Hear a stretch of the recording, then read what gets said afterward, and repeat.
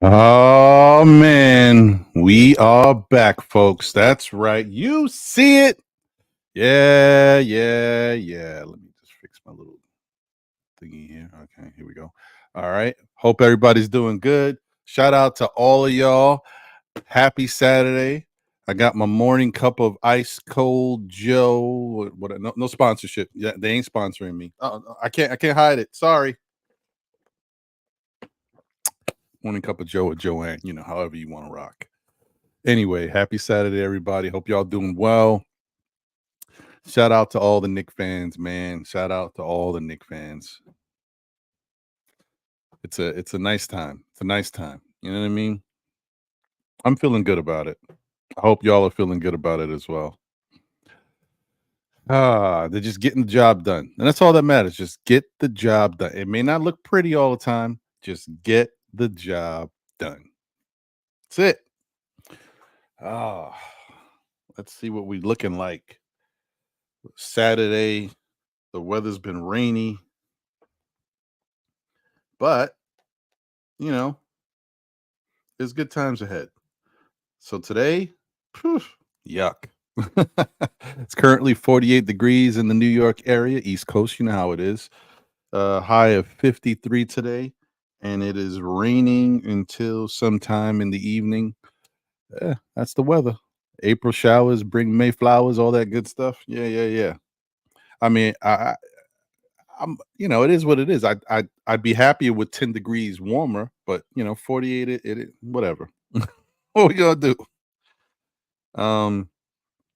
Yeah, but tomorrow's gonna be a better 68, the high 69 Monday, and Tuesday 72.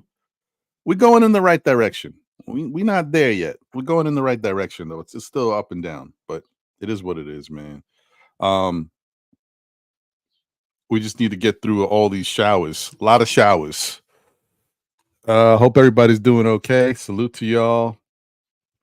Welcome in the chat. Hope everybody's families are doing well. Hope you guys are all staying safe and as healthy as you can be.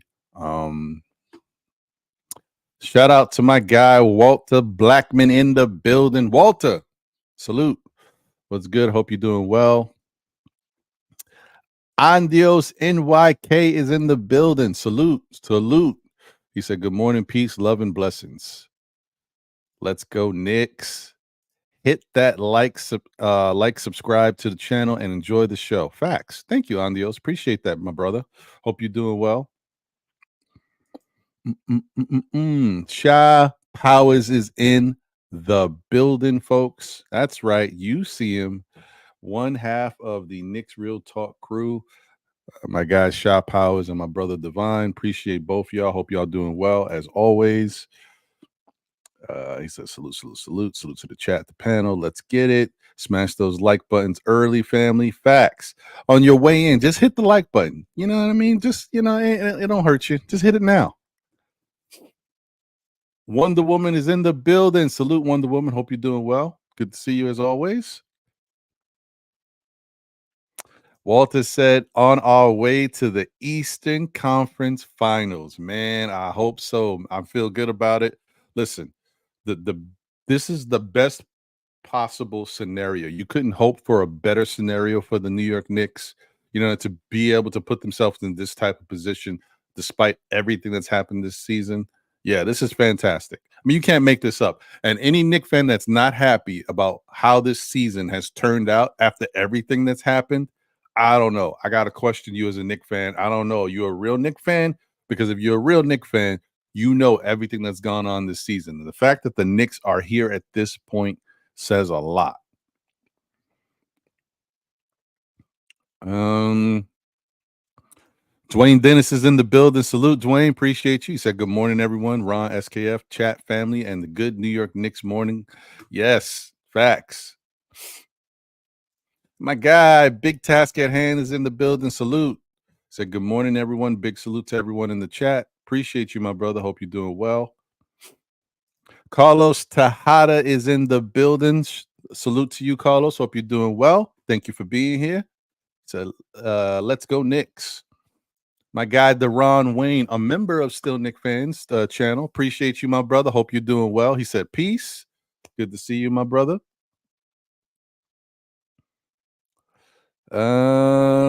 Let's see. Oh, Dwayne Dennis says, does everyone realize that if we had Mitch, if we had Mitch, Julius, and OG Anunoby healthy in February, March, and April, that we would have been 55 to 60 win team? That's absolutely amazing. That's 100% facts, my brother. It's very true, and it's crazy to even think about. And it kind of makes you sit back and think.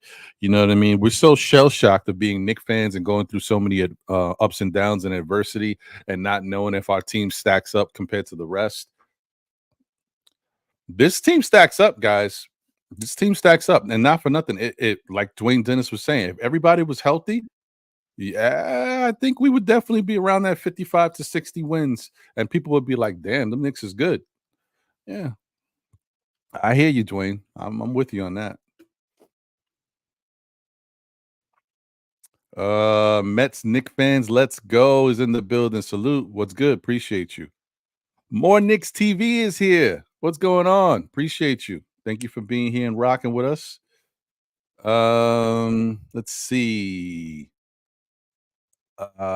Big task at hand has a question. Sir Ron, I have a question. What do you think about Mikal Bridges on the Knicks? Do you think that the Knicks should trade for him?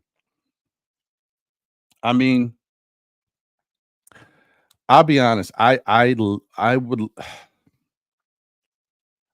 love. Whoa, got choked up. Oh, Mikal. Sorry. Don't get it twisted. It's the congestion. You know what I mean, with the iced coffee, and I can't help it, guys. Listen, somebody got to have a vice, right? Everybody's got one. Mine might be the iced coffee in the morning when I'm trying to do a show and I need to be with the smooth vocals. You know what I mean? I don't know what it is about iced coffee all of a sudden. I think honestly, I swear to you guys, before I get back to this question, like as we get older, I swear our physiology.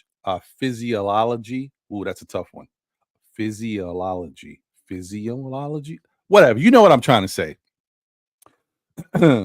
Our genetic makeup, or what, it's not genetics because that would be inherited. Our makeup as humans changes as we get older.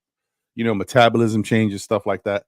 I swear to you, like certain things that were not an issue before, that never affected you, that you never, I never got congested drinking iced coffee. I've been drinking iced coffee for years. Now all of a sudden that I'm older and I have to speak and do this, a show. Now all of a sudden I get congested. I mean, I guess it's just like allergies. Like when you're young, sometimes people don't get allergies at all. Then you get older, all of a sudden you got allergies. Whatever. All right, I'm talking too much about that. It is what it is. So, would I love Mikal Bridges here? Yes. And I think that he'd be great to have on this team. I think he would love to be on this team. The only problem is at the expense of who? You know what I mean? Because you can't have everybody. and there's just not enough money to go around for everybody. So who do you give up to bring in Mikal Bridges? Do you give up Mitch? You know what I mean? I would say most Knick fans would not want to get rid of Dante DiVincenzo, right? I know you already like, what? Dante, why are you even bringing him up? Yeah, because he plays good, and so other teams will want him, right? I know most Knick fans, this is why I'm looking at y'all with the side eye. Most Knick fans would not want to give up Josh Hart. Don't give me that crap. Like, oh no, Josh Hart. I love Josh Hart, Mr. Triple Double. You see it. That's not how y'all was talking 2 months ago. I see you. Anyway, I know most Knick fans would not want to give up Josh Hart or Dante DiVincenzo, right? So if you want to keep those two guys on your team and trade for somebody else to bring them in, you're gonna have to give up something else, right? You're not touching Brunson. We know that. You're hoping to re-sign OG Anunoby. You have to keep one of those bigs, right? It's got to be Hartenstein or Mitch. And a lot of people are leaning towards Hartenstein, even though there's some people who still want Mitch. I get it. And I'm not saying I don't. I'm just telling you. So what are you going to trade for a guy like Mikal Bridges? Mikal Bridges ain't no bum. I don't think he's a superstar, but he's not a bum, right? So you got to give up something. We're talking you got to give up something like Mitch. If you want to keep these other guys, guess what? Our new favorite love on the team, right? Mr. Deuce McBride. We love this kid. He's growing in front of Deuce McBride will have to get up out of here. How y'all feel about that? A guy like that who's playing the way the defense he is, the scrappiness, he's working on his shot. He's only making $4 million a year. Y'all got to give up Deuce and something else. I don't know. Oh, Bogdanovich and Bogdanovich. I mean, I understand because Bogdanovich was brought here to be able to help the team and possibly be a chip. So no matter what we do, Bogdanovich would probably be included because of the money. So that's not a big deal. We know he would probably be the one guy who's got to go, right? But then you're talking about maybe Mitch or maybe Deuce. Really, probably Mitch and Bogdanovich is enough with the money. So maybe that would be enough plus the picks. But I'm just saying, you got to keep that in mind, guys. If we want to get somebody in here, somebody's got to go. If we want to, and look, I'll be honest with you, I wouldn't be happy about it. But if you're telling me that I could bring in anybody who we think can help, whether it be whether it be Donovan Mitchell, Mikal Bridges, or whoever, as long as I can keep Jalen Brunson, I'm just saying his name. We know he's not going anywhere. As long as I can keep Jalen Brunson, Dante DiVincenzo, Josh Hart, OG Anunoby, and one of the bigs like Hartenstein or Mitch, and Julius Randle, I'll trade anybody else. I'm sorry. They just look. It's hard to be able to add some value to your team and still keep a lot of your core, especially guys that you know make a difference on this team that you don't want to see in anybody else's uniform right now. Yeah. If I can keep those guys, then anybody else can go. Sorry. I'll just have to find somebody somewhere else. I'll have to find some scrappy dude somewhere else that can help us with defense and maybe knock down a corner three or something. Sorry. I'm just throwing that out there. But that's how I feel about a big task at hand. I would love to have Mikal here, but the other side of it is you bring him here. How do you afford to pay Jalen, Julius, OG, a Hartenstein if you get rid of Mitch? Precious Achua probably has to go, not because he'd have to go in that trade, but because we'd have to let him go because we may not have money for him. Who knows? So yeah, but that's how you got to look at it because the one thing is Mikal's already making his money. He's making like around how much is Mikal making right now? I'm just curious. I thought it was around 28 or it could be 30. I don't even know. Mikal Bridges. Let's see. Oh, sorry. Contracts. My bad. Oh, what are we looking at here?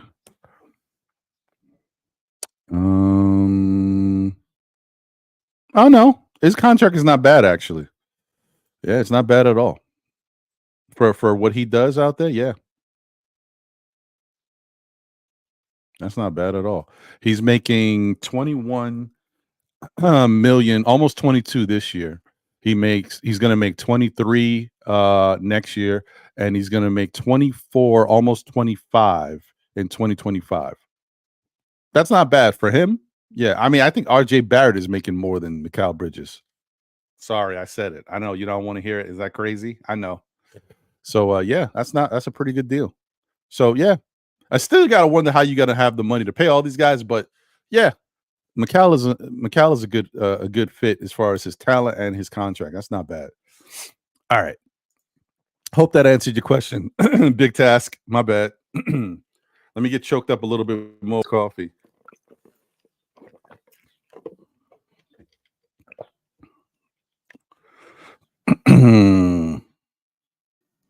Let's go. Margaret Edwards is in the building. What's good, Margaret? Hope you're doing well. Salute to you. Pleasure to see you as always. Mets, Knicks fans, let's go. Salute, Ron. Playoff time. Let's go, Knicks. Yeah. We here, baby. Let's go. Why is seems like my aspect ratio of my camera is like gotten smaller. I need to be able to fix that. I don't know. I keep saying it, but I think it is time for a new camera. It's like this camera's not bad. It works when it wants to work. But yeah, maybe it is time for a new one. All right, let me look into that for real. Sorry, guys. Let's see. Hey, 713 Gamer is in the building. Fligga D, what's good, my brother? Appreciate you.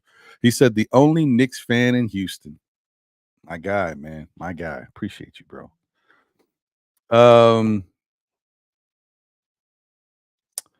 Deron says, Ron, have you heard from D's World of Hoops? No, man. Unfortunately, I haven't in quite some time. I can't tell you when's the last time we chopped it up. It's been a minute. So I know he was saying that he was dealing with, real life stuff, like, because we've talked about it in the past as content creators. This is something we like to do. We enjoy doing it, and being here and talking with all of you guys and cheering on our Knicks is fun for us. But the reality of it is we don't get paid from doing this, so it's hard to kind of prioritize this over real life stuff. Taking care of what you got to take care of and just dealing with other stuff, and also making time to do it, because sometimes whatever your situation is, you're just too busy with real life stuff, and that takes priority. So that's where he was at the last time I talked to him. So yeah, I mean, I know he did say something about popping in from time to time. I know he's still paying attention to what the Knicks are doing. But that's just, it is what it is, guys. Unfortunately, sometimes real life stuff happens, and we've got a lot of different excuse me, different people in our Knicks community that have been great. D's World of Hoops, man, Ron Cleveland, G-Man 70, G-Man from Blorange Tears. He used to have his show with our guy Kevin. But real life stuff has happened, and they all have had to take a step back and do what they had to do to take care of theirs. So, it is what it is. It's going to happen. We are real people, and so when that happens, you just got to go with it and appreciate everybody and hope they're doing the best. And if come across them, you know what, it'll be like they never left. But right now, that's what's going on. But I appreciate you, Deron, for asking about him. I'm sure he would appreciate that too. Let's see. Long Island Sound is in the building. What's good? He said third seed, no MVP consideration for Brunson, no coach of the year for Tom, NBA full of BS. Hey man, you ain't lying. You ain't lying. Look, we in a position to not only we have a chance. If we win tomorrow, we lock up the third seed in the Eastern Conference. And if Milwaukee loses, we lock up the second seed. Are you telling me this Knick team And also, we win 50 games. After you telling me that this Knick team, after all of this, all of these injuries, Mitchell Robinson out for 52 games. OG Anunoby has only played 22 games with the Knicks. Now, mind you, he played about 20-something games with Toronto, but he has only played 22 games or so with the Knicks. Julius Randle has been out since January. You telling me this Knick team is at this point right now in this position to do this? This is remarkable. I'm like I said, sometimes as fans, we take stuff for granted. This is remarkable, guys. I'm telling you, this is not something that normally happens, especially as Knick fans. All the adversity we have gone through and watched with our teams don't do this. There's something special about this team. I'm just saying. Dwayne says, I'm ready for whoever is in the Eastern Conference. We fear no one. This world is ours. I hear you, brother. I hear you. Appreciate you, Andios, as always. Hey, Glamour Knicks is in the building. What's good? Say, hey, Ron. Hanging in there. Hope you're doing well. Good to see you. Nick Yak is in the building. He said, Orlando will beat Milwaukee. We will finish second. I mean, not for nothing. I don't know how much it really matters right now for Orlando, but I think Orlando really needs to come with their A game tomorrow to get that losing taste out of their mouth going into the playoffs to build momentum. So in actuality, they may not be playing for anything as far as seeding goes, but getting that victory, because they've been losing a couple games, and you don't want to have that losing taste going into the playoffs. So tomorrow, I think Orlando would step up and try to, get that win just to have a good momentum going into the playoffs, and that benefits the Knicks. Milwaukee, they got no Giannis right now because he's kind of still trying to deal with that little injury he had, and they don't want to risk it. They need him for the playoffs, so they're trying to keep him out and get him as much rest as they can. The last game, Damian Lillard didn't play for whatever reason. I don't know why. Maybe just a day of rest. It's a weird time to do that. And so he may play tomorrow, so that will make things more difficult, but we'll see. Doc Rivers is a really interesting coach. I don't know. Doc Rivers doesn't, like, his mentality is okay. He doesn't care about certain things. Like, listen, we're going to get into the playoffs. We're a good team. We've been a championship team before. We should be able to beat everybody. Maybe that's his mentality, so he can rest Damian Lillard, make sure he's fresh for the playoffs. I don't know. And maybe he doesn't think the second seed, the 2 of the 3 really doesn't make a difference. As long as you get the 3, you good. The 2 is just gravy. So we'll see. Allah Wise is in the building. Peace to the God. What's good, brother? Hope you're doing well. He said Brownsville in the building. What's good, my brother? All right. JJ, happy Saturday to you, brother. Loved seeing that from OG last night. They say watch out for the quiet ones. Facts. What's good, JJ? Good to see you. Hey, and quiet is kept. I haven't been talking about it, but look at our Mets, man. Sometimes, just got to be patient. We've been a little upset with them too, man, because they look like they should be better than they are, but it is what it is. So shout out to the Mets for doing the damn thing. Let me see. The Organic Fanatic Show is in the building. What's good? Let's get them likes up. Appreciate you. What's good, man? Appreciate you, Ro. Hope you're doing well. And to everybody, the whole familia. He said, "What's good, Barry Ron?" You'll never find. Oh wait, no, that's Lou Rawls. Oh, Tibbs is in the building. Tibbs, appreciate you. I don't think I've ever seen Tibbs in the chat. Maybe this is somebody who's changed their names, or maybe it's somebody new. But either way, Tibbs, this is for you because you deserve it.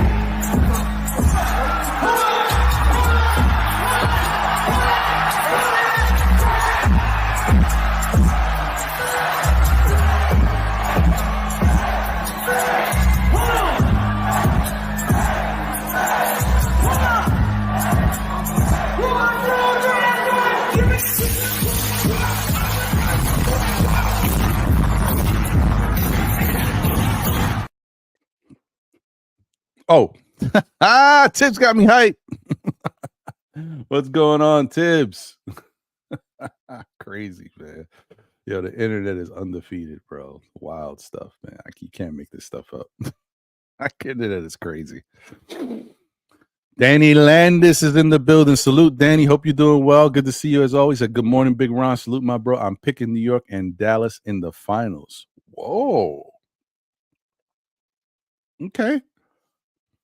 That'll be interesting.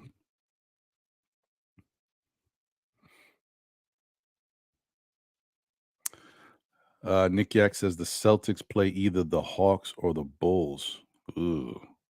Well, that's what happens when you're the number one seed. You get the luck of the draw.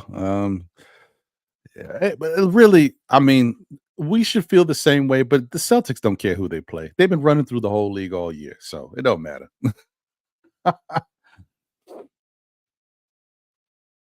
Margaret says, I prefer the Knicks avoid the Sixers or the Heat.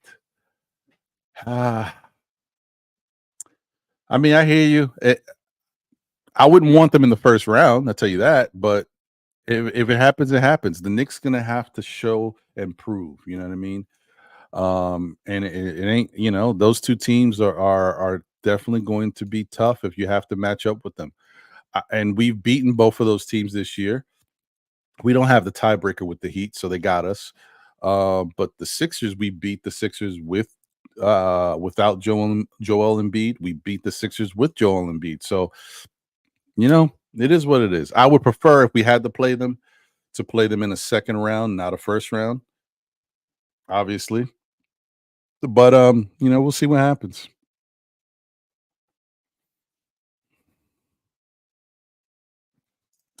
Paris Duggar says, and shout out to you, Paris Duggar. Good to see you, my brother. Hope you're doing well.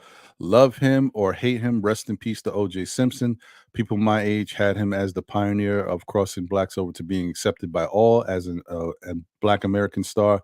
And yes, he was guilty of. Yeah, well, look, this is what I'm gonna say to you. Okay, when everything happened with OJ, first off, I didn't know OJ that well as a football player, right? I knew he was good. I knew anytime they talked about really good running backs, they always mentioned OJ. And then when I actually saw his highlights, I was like, this guy was nice, right? You could tell he was nice. Like he moved like a gazelle out there, powerful but quick, smooth with it. So I can understand why he was so great and so revered. But honestly, I didn't really know him like that. When he was playing football, I was really super young and I didn't really watch football that much during that time. So it was just all later in life that I found out about him, right? What I knew of OJ was the Naked Gun. I'm just keeping it real. I knew him from the Naked Gun series. Him being in those movies, I thought he was funny as hell, his characters and whatever he did. So that's how I knew him. And then you go from that and Hertz, rent a car, you know what I mean? There's Hertz, and then there's Not Exactly. That's all I knew him from, the Naked Gun movies and Hertz. And I knew he was a really good football player that I hadn't really witnessed play live or anything like that. And then you go straight from that, right? Because time flies, you don't see people, and next thing I know, my Knicks are playing in the playoffs and he's on the screen in a white Bronco, cutting into my Knicks coverage. So that's kind of where I stand with OJ. Whether he did it or not, don't know. Does it look like he did it? Yes. But then again, there has been some other things out there that say maybe he didn't do it, but he knows who did it and he was covering. Y'all can look into that yourselves. Either way, he was somewhat involved. You know what I mean? Whether you knew about it, whether you did it, or whether you knew who did it, he was somewhat in the mix. All I know is everybody's got to meet their maker one day. Everybody's got to atone for whatever they've done in this current life. And this is his moment. But as far as a football player, he was incredible. As far as his performances as an actor, I thought he did a good job. And yeah, that's all I'll say. And as far as what he did, to Parrish's point, what he did to help the culture, being a really recognized star, because he was, and that's another thing about him. He was one of the first really crossover African American stars who he transcended his skin and his race. And so a lot of people did really mess with OJ of all different races. So he was one of the first to do that as an athlete, to be well renowned. You know what I mean? So yeah, so there's that. But I hear you, Parrish. Lion of Judah. What's good, my brother? Shalom to you. He said, all praises, my brother. Ron, busters to you and your family. Now look at our Knicks, and everyone is fearing us because of our Knicks defense. We are playing. Yes, we are, man. It's a good feeling. We'll see if we can keep it going, man. Keep that mojo happening. Ala said Macau was trash last night. Yeah, he was. But you know, the thing about the Macau is tough to it's tough to really gauge him when he plays the Knicks. He's already had a couple good games, so he showed out when he's played us. But it's a lot of emotions kind of in there, playing against a lot of his old teammates, and then playing against a team that like you would love to be on. So I'm not saying he intentionally can't hang or whatever. I'm just saying, like, it's tough sometimes. And then sometimes, like I said, Mikal Bridges. Oh, the other thing I wanted to say to the Mikal Bridges trade stuff is that the big problem with Mikal is that the Nets overvalue him right now. He is one of their star players, or their star player, if you want to say that. And they're treating him like he is a superstar as far as the asking price. And as long as that asking price is so high, I don't think a lot of people are going to be trading for him, especially not the Knicks. The asking price is just way too high. He's not. It's not even warranted. You know what I mean? So, shout out to Rand Rock in the building. He said, if we go far, I would give up Randall. I get it. I get it.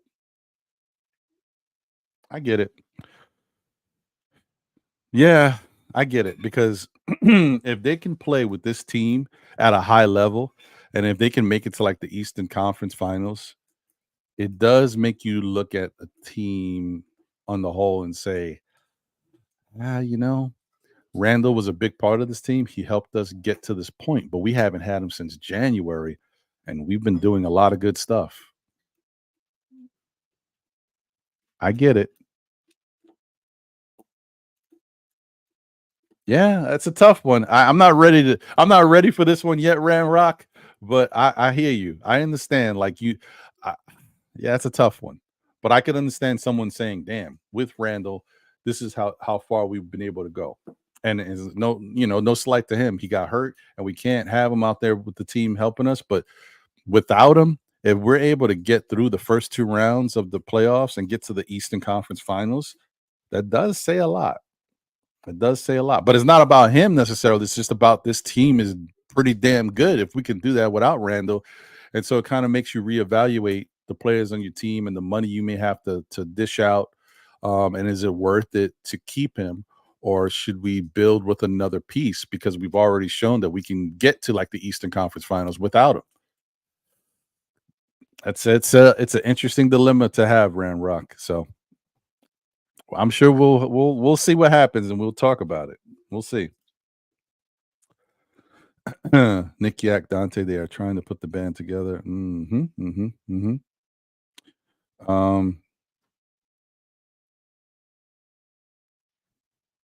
Hey, I hear you, Parrish. I don't want to get too political on the show, but I hear what you're saying. Yeah, that's a whole nother thing. There's a lot going on there.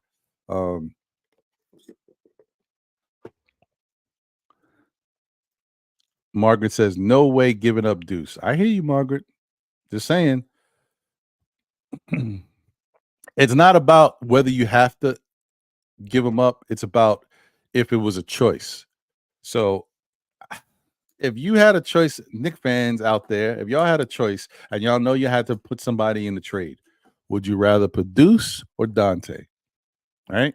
If you had a choice and y'all had to put somebody in the trade to get somebody else to help the team, would y'all rather give up Deuce or Josh Hart? I want y'all to think really well about this, because it makes a difference. We've already seen that we don't have a real legitimate number 2 scorer here, and Dante is the closest we got, right? He is the reigning 3-point field goals made, per season guy on this team now, right? He's had some really big games for us. Plus, he plays solid defense. Josh Hart, as much as everybody was torching Josh Hart a couple months ago, he has shown you how valuable he is. And you've even seen with all our bigs out there, except for Julius, out there healthy, playing. When he got kicked out of that game against the Bulls, we couldn't rebound. Josh Hart is a rebounder for, which is really, it's still ridiculous to me, but it's incredible. So, and his hustle and his grit, and when he scores, I wonder how many. Interesting. I wonder how many games the Knicks win when Josh Hart scores like 12 or more points. I'm just being, I don't know. I'm trying to be even keeled with the 12 or more. If I did 15 or more, I think that's probably a better scenario. But I wonder about that. So, yeah, more Knicks said TV. We can't speculate on the roster till we see who we pick. Yeah, facts. Yeah, Nick Yak says we are not trading for Bridges. We don't have the money to pay him, Hardenstein, and OG. Probably true. My guy, Dat Franco in the building. Donovan works, bro. Long Island Sound says if it ain't Donovan, I don't want to hear she's neat about trading guys for the B players. I hear you. What's good, Dat Franco? Appreciate you, my brother. Hope you're doing well as always, bro. Jay from PR is in the building. Bridges does have a good contract. I know it's better than I thought, to be honest.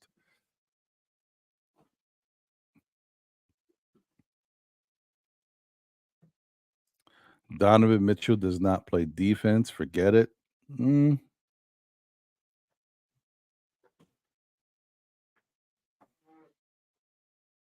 So here's the question, guys, and to you, Margaret, as well.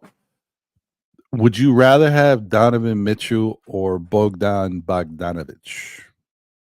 Who do you think makes more of an impact out there on the court? Because right now we got Bogdan, and Bogdan don't play no defense either, but we need him. And if he gives us 20 points, we are in a good chance to win. You know what I mean? If he gives us 15, we're in a good chance to win sometimes. But if he gives us something like 20 points, we are in a really good chance to win. So Donovan Mitchell averages 24 a game, around there, something like that. Maybe a little bit more, actually. If Donovan gives us 24, 25, 26 points per game, and yes, we know he doesn't play the defense, do we have a good chance of winning? I think we do. But I hear you, Margaret. You're not the only one who feels that way. I hear you. I'm just saying, I'm just trying to see, is there still a way for the Knicks to win and be successful in the league without Donovan playing defense? And I think there is. Now, I would say this. I mean, you can't have a Donovan and Bogdanovich. No, that's too much negative defense there. One or the other is okay. Can't have both.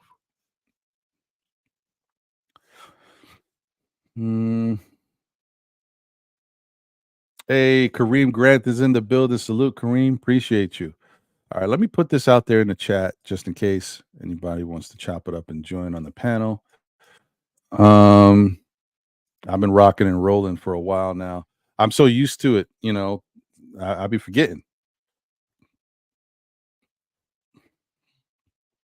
Salute to you, Kareem. I hope you and the family are doing well. Always good to see you, my brother. What's good? JM3 in the building. Salute. King Ribby is here. Salute. What's good? Appreciate you. NYC BBall 08 is in the building. Yes. What's good?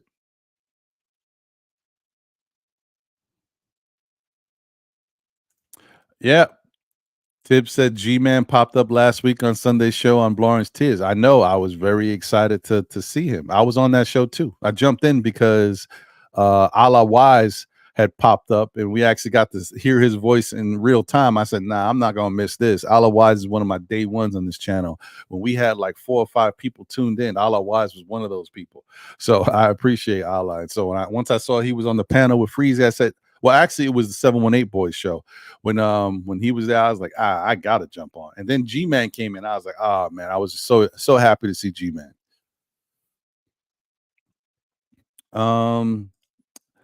Oh, shout out to David Smith in the building. Salute, David. Appreciate you as always. Delano Steele Jr. is here. What up, DSJ? Appreciate you, my brother. Salute to you. Sherwin is in the building. Salute. What's good, Sherwin? Cam from the Kickback is here. He says, salute, Ron. Salute, SKF fam in the chat. Ron, who you want to see in the first round? I don't care. Bring them all on. Doesn't matter to me. Whether it be Orlando, whether it be Indiana. I mean, I would probably prefer to see an Orlando or Indiana first, right? And then in the second round, you're going to have to deal with a Milwaukee or it depends, but you could deal with a Milwaukee, you could deal with a Miami, or a Philadelphia. It just is what it is. We're gonna have to see people, y'all. So I'd rather start off with Indiana or Orlando first. And look, I know there's some people that don't like the Indiana matchup that much just because they're young and they're very explosive offensively, but they are a struggling defensive team. And when the playoffs happens, rotations get tighter, the court gets cut, there's a lot of half court basketball. That should benefit the Knicks, and it should be a negative for Indiana the way they're situated right now. Could they still do good in it? Yeah, but it does benefit the Knicks if we have to face them. Orlando, they're a tough matchup for us all the time just because of their athleticism and their length and their youthfulness. But when we're fully healthy and play our game in a series, we beat Orlando. And the other thing is they're inexperienced, and so they have to make adjustments. They haven't necessarily been here before. So that favors the Knicks. And they're also, they've been kind of losing some games down the stretch right now that they really needed to win. And that bodes well for the Knicks facing them in the playoffs because they may not be ready yet. All right. So you get one of those two in the first round, get your feet wet, give you a little bit of adversity because both those teams will have some games where they play tough. But then that gets you set up for the second round, where the second round could be a really tough test. Like we're talking Philadelphia, Milwaukee, or Miami, something like that. And that's going to be rough. Can the Knicks still beat those teams? Yes, we've done it. Especially if we're healthy and playing the right type of basketball, we definitely could beat them. And I just think that's the way it's got to go. And then obviously, no matter who it is, no matter what those first two rounds it's going to be, Boston is going to be there in the Eastern Conference. So, I mean, could they get knocked out? Yes, but most likely they're not going to get knocked out. I know, we beat them and we made them look a certain way. I'm going to give my team credit, but I'm also going to be a realist, right? Boston had nothing to play for. They already over 60 wins. And I'm not saying they didn't come out and try to win. They did. But once they got slapped in the face early, then it was shutdown season. It was like, okay, I mean, these guys are clicking on all cylinders. We don't even really need this game. You see, come on, man. I know it's not as blatant as you think, but I'm telling you, this is what happens. They go out there on the court. They start playing. They played their guys because it was a nationally televised game. Plus, they wanted to still show a little dominance over the Knicks, right? So that's why they went out there. And once they got slapped in the face, they see, and they go to the bench, going. The coach is talking like, yo, these dudes, man, look how they're playing. They desperate. They need this. You know what I mean? We good. We're going to see him again. If they real, we'll see him again. You know what I mean? But whatever. That's how they talk. That's how they're going to be talking on the bench because they don't care. This game means nothing to them. So I'm just saying, I believe that part is true. The fact that, we're desperate. No, we're not desperate. All we was going into the playoffs. We going to be there. We just trying to win as many games as possible, just to have good chemistry going into the playoffs. Don't forget. So here's the thing about these fair weather people talking about our Knicks. Like, one, The Knicks don't have to win 50 games. We didn't have to win 50 games.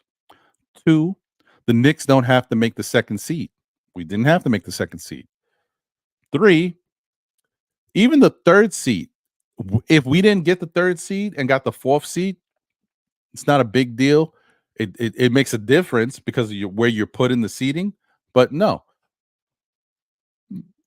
the point here, the Knicks needed to win these games and win as many games as possible. Because let's not forget, we are still getting Mitch back into playing shape so we can get the best possible Mitch in the playoffs. We are still getting OG Anunoby back into playing shape so that he can be the best possible OG in the playoffs. And the chemistry is built up between all of these guys again. So that's what I think.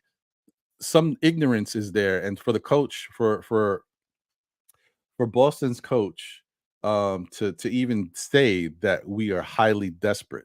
No, it's the most ridiculous thing he could say. And like I said, I might have said this on another podcast in the chat. I like the Boston coach is, he has a podcast with his wife, and it's really kind of funny. It's entertaining. So I'm not going to say I don't like him as a person, but what he said was stupid. It was ignorant. And it just shows like he's in playoff mode. You know what I mean? He's going to be riding with his team. He ain't thinking about nobody else but his team, and anybody else is inferior. So okay, if that's his approach, that's cool. So I rock with it. You're entitled to your opinion, but what he said was ridiculous. It was dumb. The Knicks are not highly desperate. We are just trying to get our players in the right possible shape and build that chemistry again the way it was before. And that's what he should be worried about. That's what the whole NBA should be worried about. Knicks is not about the winning or trying to push for 50 wins or seeding. It's about getting that chemistry right. And the more games we play, the better they looking. Last night was a little bit of that first half. I don't like that. I don't like that getting down in the first half by all those points because, like I said, you cannot do that against good teams. In the playoffs, the Knicks better cut that out. You cannot do that in the playoffs. You're going to catch an L. All right? Against a Brooklyn Net team that's not really a threat. They got nothing to really play for. They could have played spoiler, but, they're not really spoiling nothing. You could take a chance like that because you saw in the second half they turned it on. You cannot be doing that in the playoffs. The playoffs mean something, and teams are fighting. All right, you're gonna get the best out of these teams. So you take off a half, it might be game over. Just saying. All right. So and yeah, shout out to Shot. Man, that's another good point. It was also back-to-back games. So that's another point too. I know he's talking about something else, but that's another thing to lead to it. It is back-to-back games they were playing. So,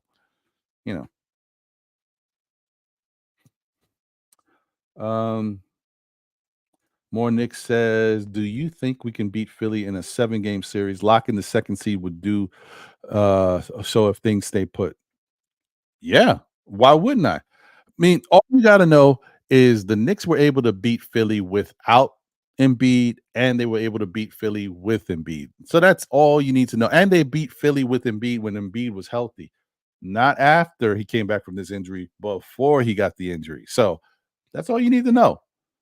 I got no issue. I'm not worried about Philly. Philly, oddly enough, Philly is actually a pretty good matchup for the Knicks. They're a good team that the Knicks match up well against. You know what I mean? I'd actually prefer matching up with Philly than Milwaukee, because Milwaukee gives me a little bit more of a issue when they're playing right and everybody's healthy. They can be a little tougher because Dame can get hot. And Giannis is just going to do what Giannis does. But the fact that Giannis is a little banged up, some people might think that that's the road to go. We might be better off against Milwaukee. I don't know. I don't trust it. Let's just take on whoever we take on and knock them out the box. I should have that as a clip. Knock them out the box. Knock them out the box. I gotta work on that. I see I got somebody backstage. I haven't seen this brother in a minute. It's good to see him. Get my guy in here. Nice. What's good? How's everything, my brother? How's everything? I can't complain, brother. Good to see you. Oh, likewise, my brother. Work has been a drag, but you already know. Whenever we can, we'll come through. Yeah, man. How you feeling about these Knicks, brother? How you feeling about where we at right now? I already told you what was it on the Knicks just winning 27 games. I'm jumping out the window. I've been jumped on the window, off the window. Just start thinking about this. We about to. It doesn't even matter if it's third seed or second seed. We had no Julius Randle, and instead of bashing him, just think about it. If we had Julius Randle, how how monstrous will this team will look like having Julius Randle? Because this is without Julius Randle. And there's certain occasion that thanks God that that we have Jalen Brunson that he makes it happen regardless. But with having two players that makes it done regardless. The only reason that Julius Randle sometimes he's on a slump is because he gets double and triple team. But what happens when you have two players that gets double and triple team like Randle and Brunson? Now you're talking about Devinchenko or even Deuce being wide open, taking those three with no problem. Yeah, that's true. That's a fact, man. And in the playoff, when we talking about the playoff, guys, let's get off of having the mentality who we won first. When winners have a mentality that they want the best team to play up against, it doesn't matter who we land. We gotta have our mindset already ready that it could be Milwaukee, it could be Heat, it could be even Boston. We want it. That's it. Like this is playoff. It's not about ticky tack. Oh, but look what Miami Heat did to Milwaukee last year, and it was in the AC. We talking about taking out the first seed, and it's crazy. Like anything is up for grab, and if you're comfortable with the team that you have, you shouldn't be worrying about who are you up against. Like this team is built to even go up against Boston, and the only reason people may say that, well, not necessarily because there's certain times that we went up against Boston and look how it went. Yeah, without Julius Randle, yeah, without Mitchell Robinson. But now it seems like the only one that we don't have in our corner is Julius Randle. Yeah, it's true. It's true. Shout out to everybody who's tuned in. Appreciate you guys. Please smash that like button if you haven't already done so. Definitely supports the show. It helps us out and makes YouTube know we here rocking. We doing what we got to do. If you don't know what it looks like, it looks a little something like this.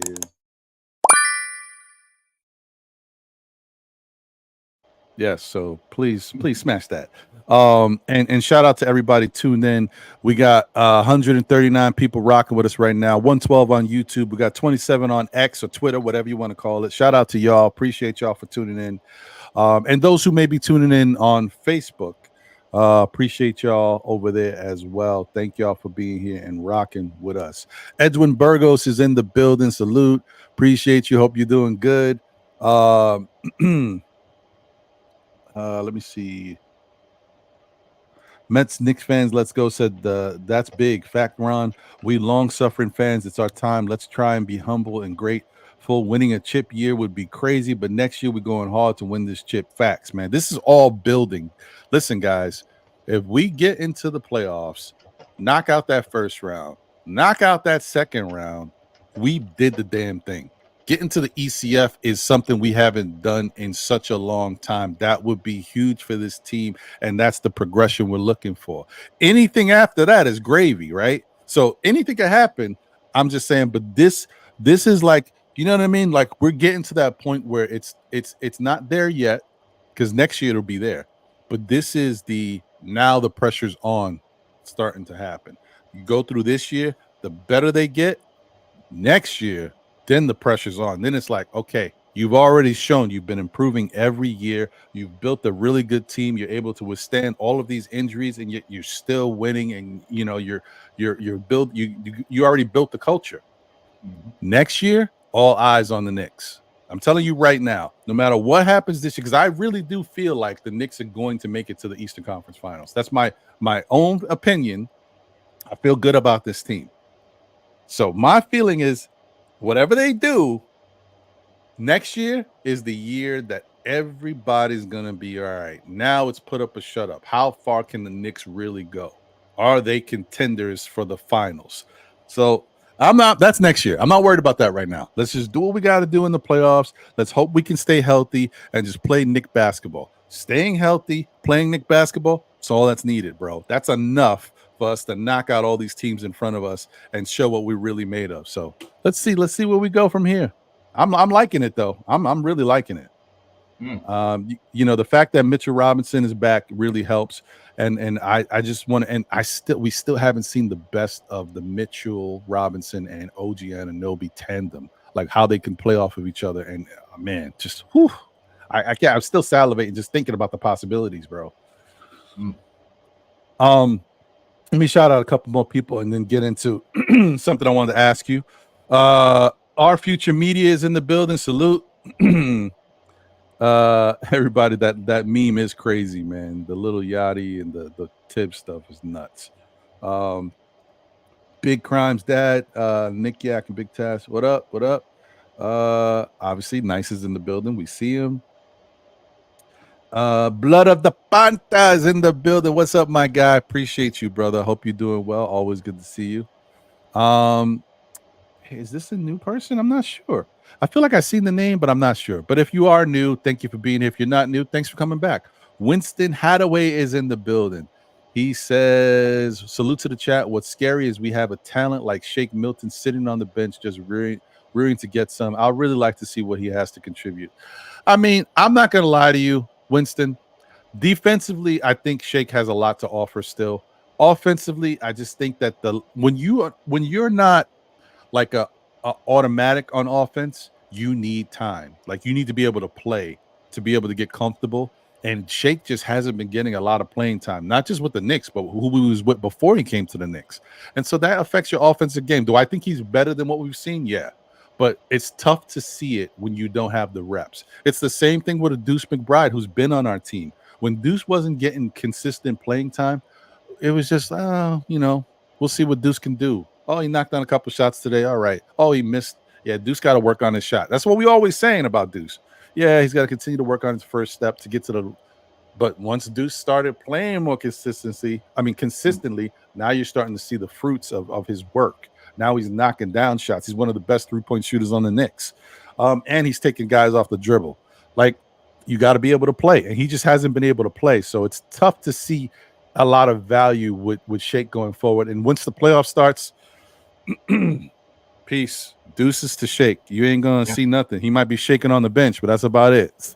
but Ron, even take it a step further. There's many occasions that you wasn't even expecting Deuce to play on a certain night, and once his number was called, he did his thing. You cannot have the mentality that just because you're not playing, you're not going to give it 110% because you never know when your number is called.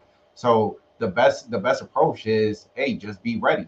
Be 110% ready, because once your number is called, that's the moment that it could distinguish how many times we're going to keep on playing you, if we're going to play you at all, because of the little minutes that we giving you. And if you ain't doing much with it, why are you expecting of getting minutes? Deuce has always been ready in many occasions. That yes, his offense has been in many games horrible, but at the same time, you cannot take it away that Deuce is one of those cat that if he's not 100% on his shots, he will be 1,000% on his defense. We need to see something to get out of the games. You need to contribute in a positive manner, not in everything, but at least on something. Right. That's true. That's fair. That's a fair point. Louisiana Knicks is in the building. Salute. What's good? Appreciate you. Big Crimes. Oh yeah. Y'all can look that up yourselves. I'm just saying, there's stuff out there. I don't know. I don't know. Bricks Nation is in the building. Salute. Appreciate you. Let me just go through a couple more people. Make sure I just shout out everybody. I can't get to everything right now, but I do want to shout y'all out. Charles Turner III is in the building. He said, I'm getting the feeling the Knicks aren't ready to win a championship. Fans talking to avoiding certain teams. We're not ready then, because champions take on all. Yeah, but I hear what you're saying, Charles, but remember, it's the fans talking. The Knicks ain't talking. The Knicks are just playing. Yeah. I'm sure they're not worried about playing anybody. They got no problem. And even though you say what you will about this game against Boston, how Boston didn't really need it. I know I've already talked about it and gave my piece. The Knicks still look at it like, yeah, we still beat y'all. All right. Y'all came out, y'all were all out there, y'all were getting smacked together. You know what I mean? I don't care what you was thinking. I know what we was thinking. And let's not forget, 2 times the Knicks played the Boston Celtics very close and had certain things happen in that fourth quarter a little differently. We could have got those wins. Just saying. So Look, it ain't a given that we just gonna fold when we play Boston. Ron, we didn't even need it Brunson in all 4 quarters. By fourth quarter, he wasn't even playing. That's how productive we was. I know that was a beautiful thing, man. But I will tell you, you know what I mean? Like I always find the silver lining in things, but I also see the reverse too. That Boston team is good, y'all. I know y'all. I don't know. Knick fans don't want to hear me say that, but that Boston team is damn good because that bench, the way they was playing in that fourth quarter, I know it didn't matter, but that's a little bit scary that those dudes, none of them guys who you normally would see. I mean, some of them you're going to see in the playoffs, but that rotation is going to get cut short too.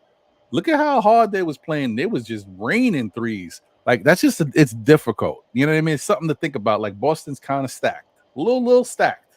I'm just saying. But whatever. All right, Felicia Lee is in the building. Salute, Felicia. Good to see you. Appreciate you. Building Blocks is here in the building. What's good? Yeah, we already won more games than last season. It's Eastern Conference Finals or bust for this team. As long as everybody is currently on this team is healthy. Yeah. So let's keep that going. Travel Vibes is in the building. Salute, Travel Vibes. Good to see you. Appreciate you as always. Wiz BKLA is in the building. What's good? Appreciate you, my brother. Hope you're doing well. Man, you love Laurie Markkinen. You never miss a chance to throw Laurie Markkinen's name out there, Wiz. Animal Lex is here. Salute. Appreciate you. Space Ghost is in the building. Salute. What's good? Jimmy Henry's in the building. Salute, Jimmy. Thank you for being here. Let's see. Baga Jones is in the building. Okay. You know what I mean? That Baga, we're gonna talk about that 2 seconds. That's exactly how I'm feeling, bro. Stream Element says, oh, we got a new subscriber. Thank you, Chick Simmons. Appreciate you. Thank you for being here. HP Carlos is in the building. Salute. My guy Ricardo's in the building. Salute. He says, what's up, Ron? Is there any chance the Knicks can retain iHeart? If so, what are the scenarios to make it happen? It's a lot of it's difficult, bro. There is a way that they can do it if iHeart takes a homeboy discount, right? But the Knicks would still probably have to figure out a way to move off of Bogdanovich's contract somehow. And we would also probably have to let Precious Achiuwa go. There's more to it, but I would have to actually look at everything to tell you. But there's a way that we can keep iHeart, but he would actually have to do a disservice to himself. You know, he'd have to take less money. And, you know, the weird thing with a guy like, it's not weird, with a guy like iHeart, who's not a superstar level player, you know, he's not a super offensive talent, you don't get a lot of opportunities to get the bag. You know what I mean? Like, this might be his chance to get the bag, as much of a bag as he can get. You know what I mean? It's just so, it's tough to say iHeart take one for the team, because this is it. You know what I mean? This is going to be, you're not going to get many chances to get this type of money. So I don't know, man. I hope for the best, but we'll see. It sounds like he still wants to be a Knick, but Knicks are going to have to figure out a way to give him a really fair deal that he says, you know what, I'll take it. Like, a lot of people are talking about Jalen Brunson, because apparently Jalen Brunson's people are saying that they wouldn't mind locking it up this summer and getting that extension.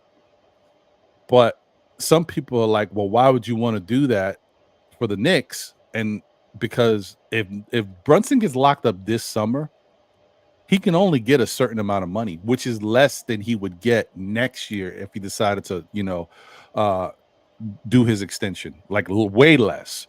So, and that actually says something to me. Like, if Brunson is willing to lock up this, that means he's leaving money on the table for the Knicks so they can do something. Yeah, it's something to think about. I don't know. It would still put us in a tough situation, because when you put that money out there already, it handicaps you. But in the long run, it looks good. So we'll see what happens. All right, let me get to. One thing I like. Okay, nice. Go ahead. Yeah, one thing I like about Jalen Brunson, Mm. he's not an actor. He got paid and he still produced, or he still was 1,000% in the game. Like, yeah, I know I got paid, but I got things to do. There's a lot of players out there that you give them a big major contract of what they actually looking for, and for the next 1 or 2 years and stuff, they start waiting out, and you don't see them until their last year or 2 years of getting a new contract. Yeah, Hi. Hey, Danny Landis is in the building. Look at my little man over there. What you doing, brother? Nothing. I'm just chilling, Nice. Look, yeah, that's what you got to do, B. What else is there to do? He's supposed to have a game today at 2:30, but he says his ankle's hurting. Oh no. Well, listen, you got to take it easy. It's not the playoff time. We don't need you hurt. You got to work on and build the chemistry. We might need you, OG, and you and Mitch. Exactly. No, but listen, it's smart to take it easy. Everybody wants to be out there and play with their team, but if you're not feeling good, relax. In life, things keep getting harder, so sometimes you're gonna have to not feel good and be out there. But right now, you're young, you still got time to build, so get your body right, and then you'll be good for the next one. Thank you for the advice. Yeah, no problem, man. You're my little man, bro. Appreciate you. So I got a little quick housekeeping announcement to make. But let me do this because there's so many people in the chat and I want to show everybody love. So now I'm just going to do rapid fire, guys, real quick, so I can say my little housekeeping thing, and I'll come back to this gentleman because I got to bring him up in a minute as far as what we got going on. So where was I? So many names. Ricardo, blah, blah, blah. Okay, there he is, and I'll come back to that. Kerry Cox is in the building. Salute, Kerry. Appreciate you. Thank you for being here. The art man, formerly known as Steve, is in the building. Salute, my brother. I appreciate you. Good to see you. Nick D is in the building. Salute. Good to see you. Rogelio Cooper is in the building. Rogelio, what's good? Salute. Let me see. Slim Slammer is in the building. Appreciate you. Shout out to Stream Elements for keeping me up to date. Thanks for subscribing in game. Appreciate you. Thank you for being here. Hope you enjoy the shows and continue to watch and support. I see I got a super chat. I'll get right to you, Parrish, in a second. Anna Grill is in the building. Salute. What's good? Hopefully I didn't miss anybody. If I did, understand it's not for lack of trying. It's just there's a lot of people in the chat. Billy Goat is in the building. What's good, Billy? Appreciate you. All right. Okay. Jimmy K.I. Is that a new Jimmy? I don't know if I know this Jimmy. Ring comes with money. Knicks is brand. Okay. Shout out to you. So thank you for being here. Brahim is in the building. I haven't seen you in a minute, Brahim. Good to see you back in the chat. Craig, what's good, my guy? Good to see you. All right. Okay. D-Ras, what's good? Appreciate you, D-Ras. Okay, thanks, guys. Once again, I appreciate Chris Rivera is in the building. What up, Chris? What's up, my guy? Good to see you. Okay.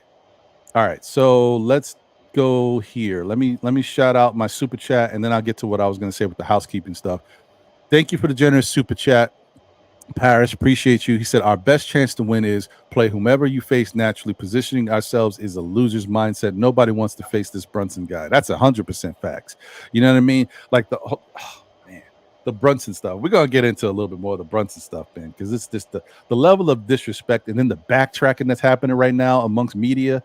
Oh, they're crazy, bro. It's why I don't watch, because I don't want to deal with it. It's nuts. All these dudes flip-flopping over here talking about our guys. But when they wanted to, let me let you know, y'all can't do this because of this. Now it's like, oh, well, maybe they can do it. Shut up. We don't want to hear it. We good.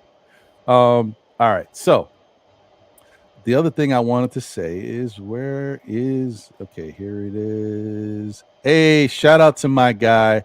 Appreciate you, my brother. My brother State, of the New York Knicks podcast. If y'all not familiar with State, please show him some love, man. He's got a podcast on YouTube now. He's the proclaimed king of Twitter, but he also has a podcast on YouTube now. So please show him some love. And speaking of his podcast on YouTube, myself and John will be in the building tomorrow. We are going to State's liquor store, his family's liquor store, and we'll be chopping it up tomorrow at around 1 o'clock. So tune into that. It should be a really good conversation. We love our guy State. He might be wild sometimes with his opinions, but he's a good dude, man. So I'm looking forward to that. And also checking out his liquor store because we haven't been there. So where is the liquor store? Where is it? It's in Harlem. I don't like I said, I've never been, but tomorrow I'm gonna check it out. Oh, nice. Yeah. So that should be pretty fun. And we'll be doing a podcast from there. But also, guys, I wanted to give you guys a heads up. Next Saturday, I am going to be doing another special episode because we are in the playoffs. Actually, next Saturday kicks off the start of the NBA playoffs. It'll probably be a lot of the play-in teams, so the Knicks won't have any games set up then. I don't know when the Knicks will probably start playing. And usually when playoffs starts for the regular teams, it starts probably like on a Tuesday. So I'm assuming the Knicks will probably start playing on Tuesday of that week. But either way, next Saturday is going to be a special playoff edition of Know the Ledge. So that means we're going to have a special, if you want to say, celebrity content creator edition once again. So tune in because we might have some of your favorite content creators on next Saturday so we can have a really good conversation about these playoffs and how our Knicks are going to look and our expectations. So I can't wait for that. All right. Now, so we were talking about it. And we're gonna. I want to get your guys' opinion because I think, just judging from the hype of watching the game and looking at Nick's Twitter or X, whatever you want to call it, last night, I feel like this was the one, right? This was the one. I think Knick fans are starting to feel it too. I think last night was the game that OG Anunoby officially became a Knick. How do you guys feel about that? Because it's not just, he finished with 15 points. Now, mind you, he had all those 15 points in one quarter, and we needed it. But it wasn't about that. It was about that feeling of him stepping up for his teammates. Yes. And I think the Knick fans really loved that. Because I kept hearing a lot of Knick fans saying, "Oh yeah, I like this, man. Oh, Tibbs, give him the money, whatever he wants." Like there was a lot of Knick fans saying some stuff last night. Like they really loved watching OG do that. So I want to know how you guys feel about it. Danny, let me start with you. What do you think about OG's play last night and the impact of just everything that happened? You feel like that now he's a part of the Knicks for real, the Knick community. Once a Knick, always a Knick. Always a Knick. I feel great. He's been such an impact since he's been here. Look at their record. It speaks for itself. What's their record since he's been a Knick? Oh, that's a good question. Let me see if I can pull that up real quick. These stepping up though for Brunson, that was dirty anyway. Well, I don't know why Cam Thomas did that. He's just probably mad they're not making the playoffs, but that was uncalled for. He shouldn't have did that. Push him down like that. Mm-hmm. Right? Yeah, I agree. That's frustrating. The Knicks are 19-3 with OG Anunoby. Yikes. Wow. 19-3, Lucas, since OG. That is crazy. What? Oh, man. Ron, my question is, if they make it to the finals, no Randall, right? And let's say we win the chip this year, you think Randall is bye-bye? No. Okay, hold that. I'm going to come back to it. Let me get nicest thoughts on OG. And then we'll answer that question right after that. All right. Nice. What's your thoughts on OG and his impact with the team? And do you feel like now he's really now the Knick fan base is welcomed him in? He's here for real now. When I think of OG, I think of John F. Kennedy. It's not what you could do, what your country could do for you, but what you could do for your country. And once I saw that Brunson, he got pushed. And he was the only one that took took it to the next level. And it's like, nah, it's not like you're gonna push my guy and nobody's gonna speak about it. Like I'm speaking about it, and it's like everybody. I understand that the culture in the Knicks it actually changed for Brunson because he doesn't want the actual culture to have the mentality to fight. Like let's just prove it on the floor. But we need to have players like OG that hey, whoever pushes our guy, we got somebody that is ready to throw hands. Yeah, yeah, The I hear enforcer. you. Yep. And you know, I mean, I don't even know if that's it, Danny. I don't even want to say an enforcer because that's not his mentality. But it's just you got to be ready to be with whatever comes your way. You know what I mean? Like, don't just sit back and let somebody punk you. When it's time to do what you need to do, you got to do it. Now, yeah, I thank you, Glamour Knicks. Yeah, so the playoffs start Saturday, but I wasn't. I think the play-in starts Saturday, and so I think because that is considered the playoffs. I don't know when the play-in starts. I thought the play-in started Saturday, but we'll see. I don't know. But thank you. I'm still a little curious about that. But I just think that what I watched last night I thought was smart. You know what I mean? Because I watched it twice. Well, 3 times actually. And then I got on X this morning. That's weird. No, I'm saying Twitter. Forget it. Because that sounds weird as hell. I got on X this morning. No, I'm not rocking with it. It sounds odd. What was I doing? Was I taking come on, man? I don't That's crazy. That's weird. So I was looking at the highlights of the stuff happening again, and I think it was really smart of OG Anunoby to kind of he got upset, but he also was like, he kept his composure too. He didn't go and then Brunson coming over, making sure he was good, but also making sure Dante didn't get involved. The bottom line here is the Knicks have more to lose. The Nets are making their vacation plans right now, right? So I'm not going to let you make me show you something so that it affects my team. Because let me tell you something. If it were to turn out that tomorrow Milwaukee loses, right? And then the Knicks go into that game with a chance to win, right? And clinch the 3rd seed, right? Because the Cavaliers could still win and the Knicks could lose, and then they could possibly, take the 3rd seed, I believe, if I'm not mistaken. And the Knicks could drop 1, right? If that was all to happen because OG Anunoby came out of character because of them, or Dante came out of character, and then wound up that the league had to suspend one of those guys for the last game of the season, and they can't play, and we lose because of that, I would be tight. Yeah. So I'm like, it's better off. It's understandable. Don't show, you're not no punk, right? But understand, I know you guys are going home. I got something to play for. I need to be out there for my team. And the other thing is, I also don't want OG getting into anything. You know what I mean? Because he's coming back from an injury. I don't need him trying to punch somebody or get into anything and be getting hurt. I don't need any of that. So chill, OG, chill. But Just saying. Like I understand where you're coming from, and I respect that. But at the same time, you need to make noise. It's not the fact of throwing hands. I'm talking about at least somebody showing support that hey, we need to protect our players. Oh yeah, I agree. Think about it this way: if the Nets that they ain't going nowhere, that's it. Their season is done. They got away, and nobody step up to say nothing.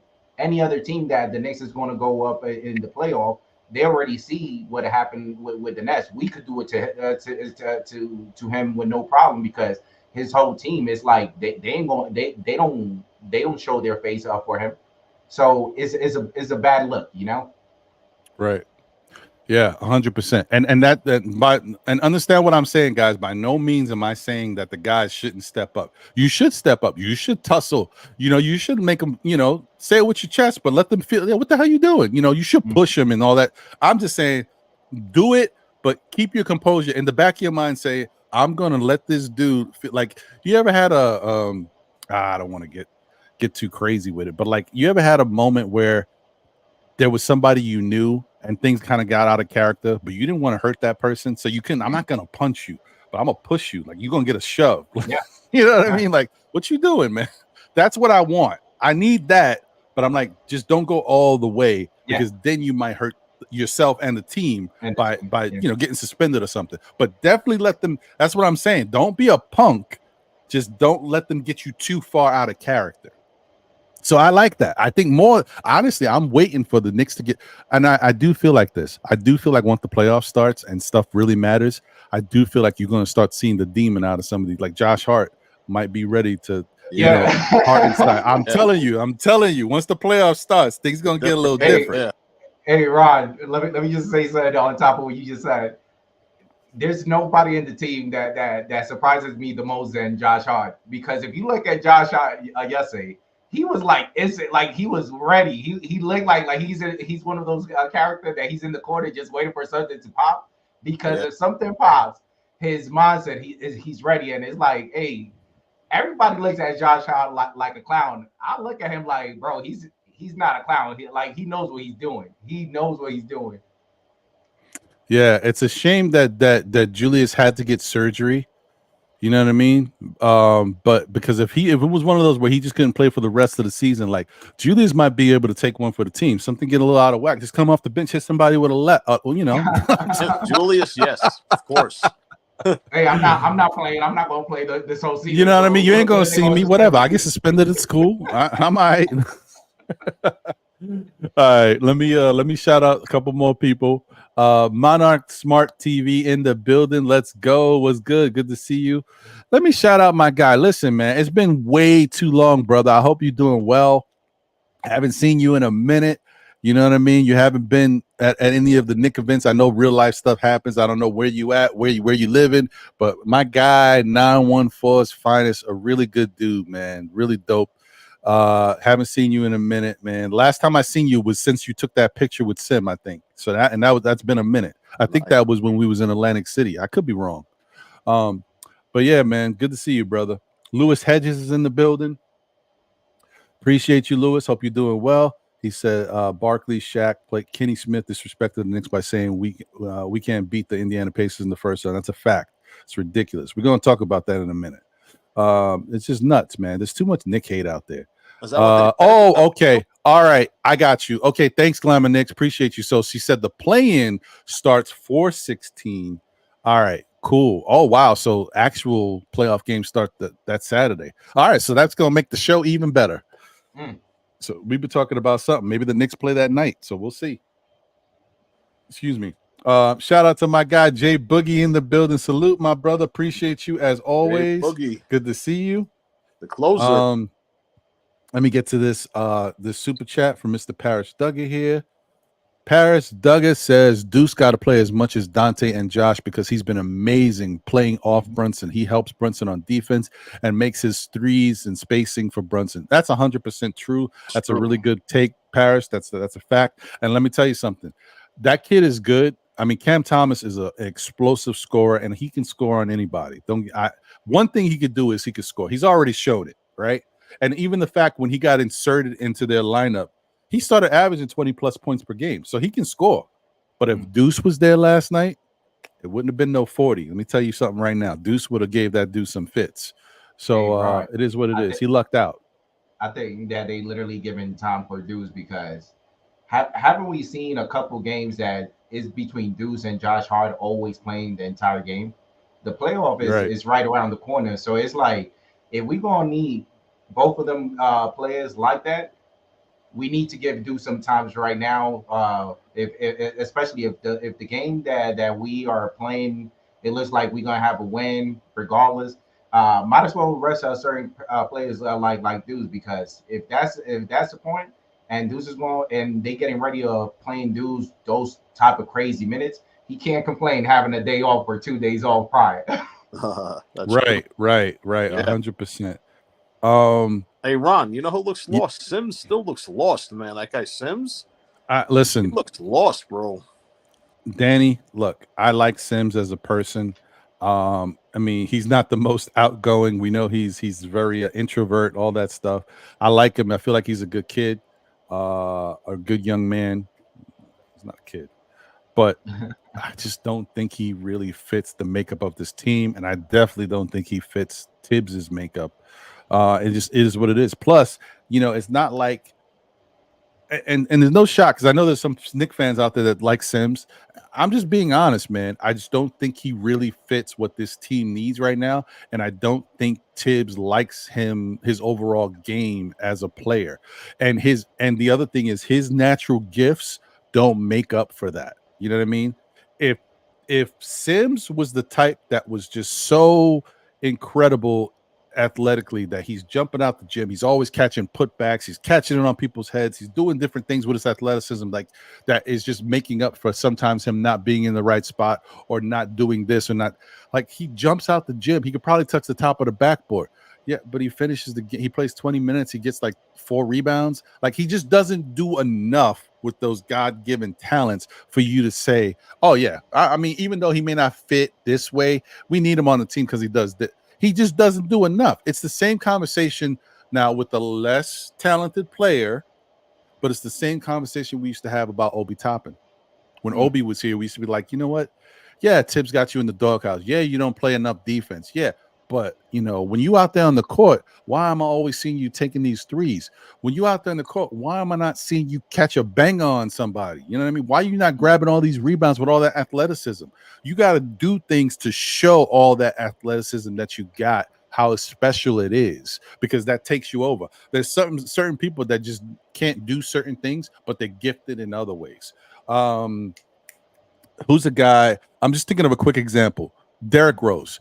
I'm not talking about his offensive gifts. We know he's incredibly special, but on the defensive side, he wasn't always the most skilled defensive player. But you know what Derrick Rose used to do? He used to make up for it with his athleticism and quickness. So he might lose you. You might get past him. You get to the rim. Oh, you think it's a layup? No, because Derrick's coming out of nowhere to block you. You know, he does things with he used to do things with his athleticism to make up for stuff like that. And these guys, like the Obi Toppins or the Jericho Simses of the world, they don't do enough with that athleticism to make you say, I mean, you know, he can't shoot, but look at him. Look at how strong he is on the boards. Look at how he's dunking on him. And you put a putback in front of him, it's done. You just don't see enough of that. So anyway, that's what I have to say about that. You know what I would say about Sim? Don't give up on him. I know that there's a lot of things that he be doing that drives us crazy, but the Knicks should do him a service. And hey, if nobody's going to say it, I'm going to say it. Look what happened to Deuce. We had so many players that it got to a point that we needed to send him to the G Leagues. He needs to have that type of mindset that it's not that we are taking you out, but what we already have, we already have enough. So might as well have his moment shine in the G Leagues, so that when whatever happens and we need to pull him off, he's ready, because he's already worked up. There's certain things that they're already passionate, because he has already played for a significant amount of minutes in the G Leagues. But playing over here, he's not going to play on top of iHeart. He's not going to play before Mitch Robinson. He's not going to play before what's the other guy name? Precious Ashua, exactly. So it's like, if we already have 3 players like that, there's no way that we see him playing before them 3. That's a fact. Let me tell you something. Once the playoff starts, I mean, that might be it. You will probably not, hopefully you will not see Jericho Sims. You shouldn't. Because with Precious, playing situational at that point with iHeart and with Mitch and with OG, there's just not going to be, any room for him out there on the court, which is a good thing. You hope you don't see Sims, to be honest, because if you see Sims, something's not right. Yeah. Plus, there's an injury. Yeah. Shout out to Nelly Nell in the building. Nelly Nell says, "Who makes the rotation, Bogey or Achua?" Honestly, I think Bogey gets the initial nod only because he can score, and we might need that out there. But I still think even Bogey is no guaranteed minutes for Bogey. Like, I think Thibodeau is going to watch how everything is going, and that's going to determine if he can put Bogey out there for different spells, and how the team is going offensively. But both Bogey and Achua is going to be situational in that regard. It's all about what he thinks he's going to need. Like, if the Knicks come out and they have a fast start in the first quarter and they're scoring well, we'll see. Maybe they don't really say, okay, we don't have to go straight to Bogey. Maybe they can go to Achua for whatever reason if they need it. I think it's going to go like that, vice versa. They're gonna see, but I think both those two guys are going to have to play some type of role with the Knicks. Maybe either or, but they're going to have to play some type of role. Let me see. I got this. Oh wow, jeez, man! Shout out to John 17. Appreciate you. Thank you. I'll say we won't drop in the standings if we win. That's correct. But let me shout out. Oh man, thank you so much, Glamour Knicks. Wow, yo, that's unbelievable. I always say, if y'all listen to my show or been on Twitter, I have always pointed out that there's certain people in our Knicks community that are just fantastic people, just good people. You know what I mean? And I think we should all support and rock with those people. And it's funny because yesterday or the day before yesterday, somebody else, if y'all guys are familiar with Twitter, I think Nickinator. I think it was Nickinator who said it. Maybe it was somebody else, but I think it was Nickinator. He put up maybe 4 or 5 people that are like the best, wholesome people on Twitter, like really good people. And Glamour Knicks was one of those people. And I have said multiple times, like some people just show they have a really good heart. And she has always been really cool, like with everything that's gone on with my personal situation, my family, with my wife, always with the best wishes. And you know what I mean? Like for her to do something like this is really special, really appreciated. So thank you so much, Glamour Knicks. Not is definitely not expected, but I appreciate you for always supporting the show. So thank you once again, bottom of my heart on that. Wow. Oh, and she said, we'll listen to the playback later. Have a great show, Ron. Thank you so much. And let me get my guy in here. Jay Boogie. Come on, Jay Boogie. Let's get it. You know what I mean? You ain't ready. You ain't ready. Let's do it. Let's one time for the Jay Boogie.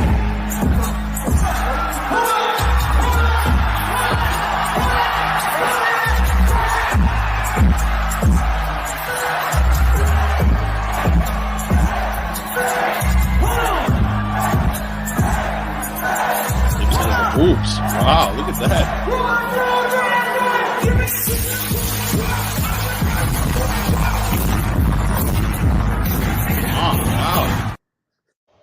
If Jay Boogie, listen, if Tibbs would even reference that one time, I might lose my mind. I might go crazy.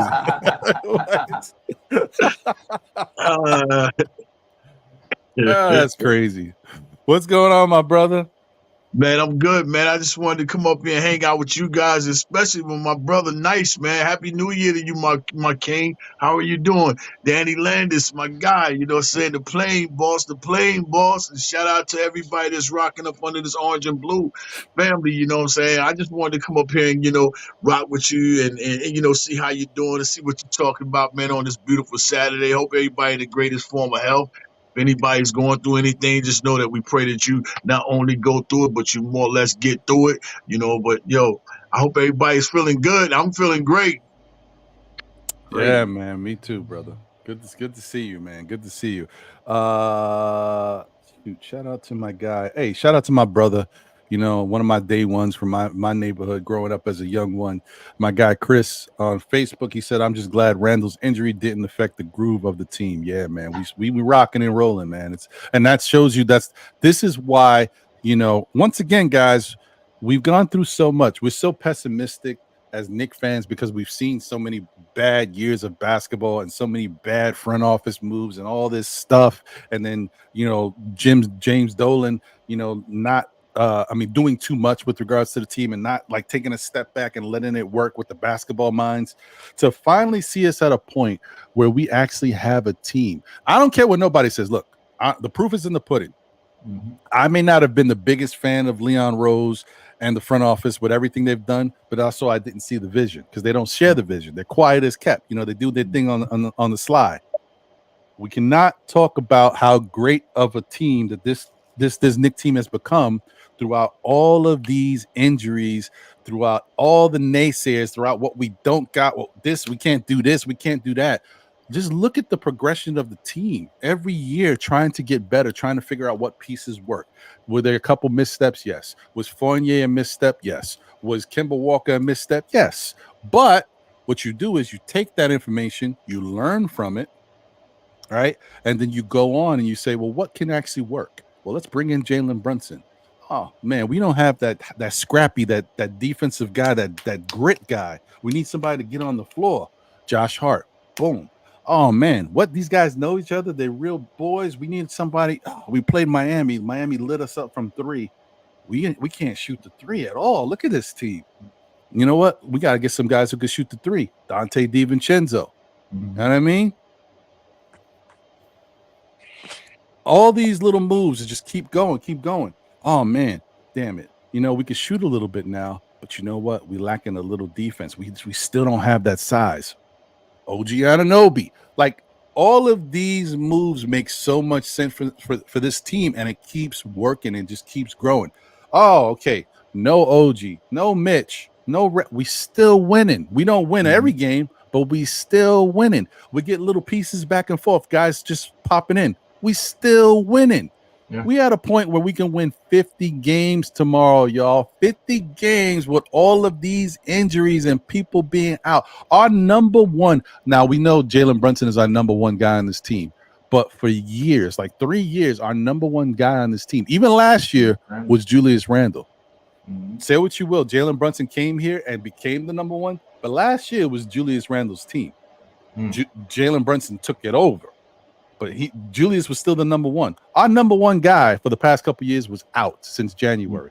We still winning. We going into the playoffs without him, and we look like we have a chance to make some noise. Shout out to the front office, man. I don't care what nobody says. They deserve this. Let me give them some. Those deserve his flowers. Architect. You know. Yes, you know, Ron. Let me just piggyback on what you just said. If we as fans, we just focus on one thing. Look at previous games that we used to lose, guys. We used to lose by 20, by 30, by 15. We talking about loss by 1 point, by 2 points. We have something special. If you focus on that, that's more than enough. That even though that there's many games that you could say that we lost because the officials and stuff.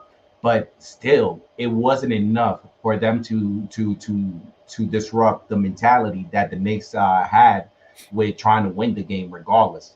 And that is something special, guys. We just got to embrace it. Yeah, I'm with you on that. I mean, I know Jay Boogie has talked about it multiple times, brother. How you feeling about this? You know, the front office continue to do their thing, and Leon we trust. I don't think people are gonna bother Leon about what he's doing because he's not sharing what he's doing no more.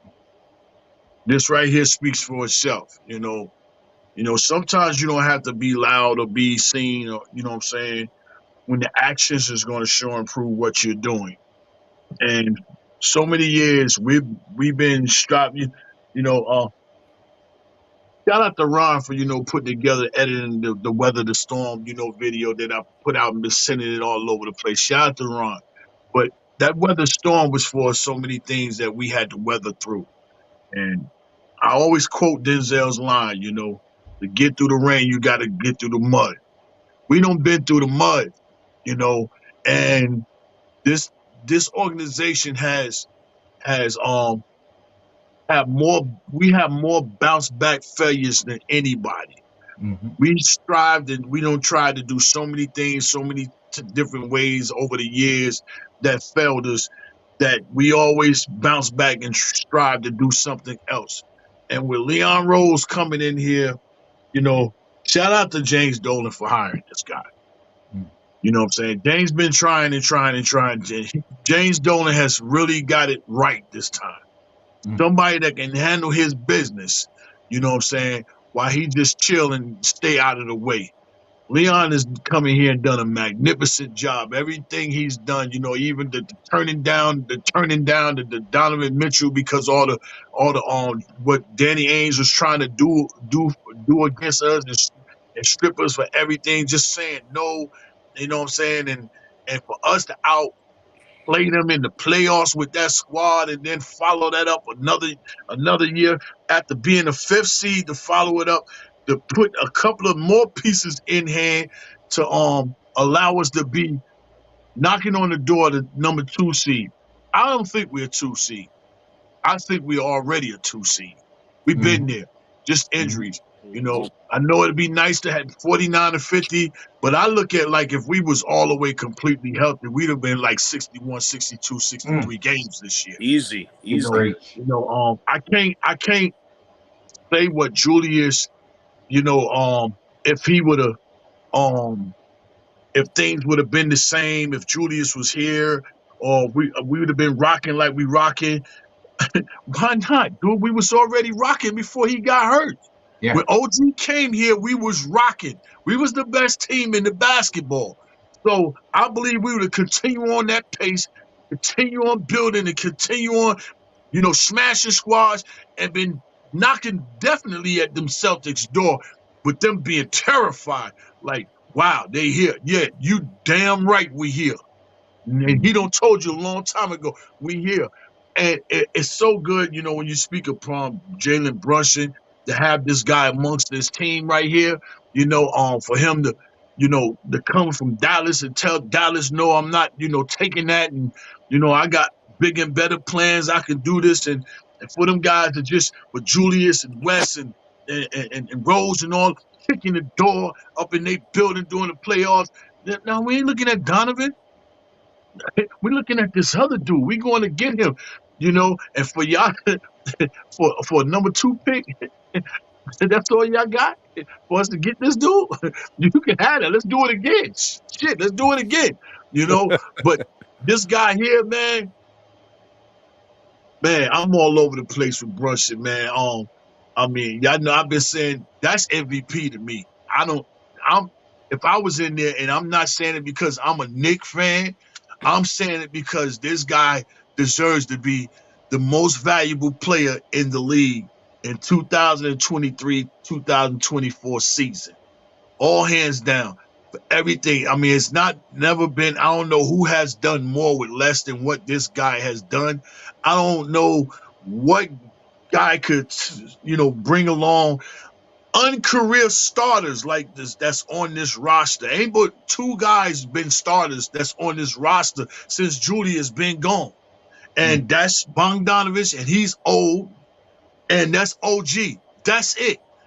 And then you got to remember, we still lost RJ, we still lost Quickly, we still lost Grind, and we still lost Julius. The OG injury, the Mitchell Robinson injury, he still got us where we are today. So I don't know which one. I don't know if you take away 3 starters out of Denver, will they be where they be at? I don't know if you take 3 starters out of OK squad, will they be where they at? I don't know if you take 3 starters out of Boston lineup, will they be where they be at? I don't know about these teams, but I know for a fact, I know where we was and where we at today with this guy.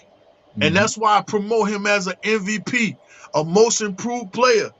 Matter of fact, I don't even compare him to basketball no more.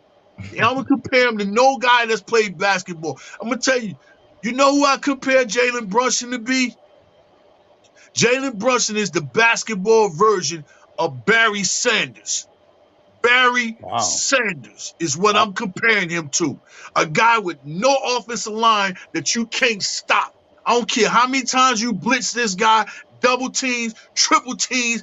I don't care how many times you stack the box, stack the line with the linebackers and everything. And you could not stop Barry Sanders. This is what you cannot stop Jalen Brunson for what he's doing. He sees everything before it's happening. When you think he's bringing the ball up slow, no, he's visualizing the other 9 guys that's in front of him.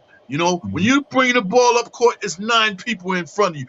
4 on your team and 5 on the other. That's 9. I'm looking to see what I need to do, when I need to do, who I want to come screen, who I want to pick, who I want to stay, who I want to do this, and who I want to do that. And before you even come with your double team, I already done read your coverage. Barry Sanders of the NBA. The footwork compares to Barry Sanders and everything. This guy, man, give him definitely You know, everybody had shades on this week, looking up the Clips.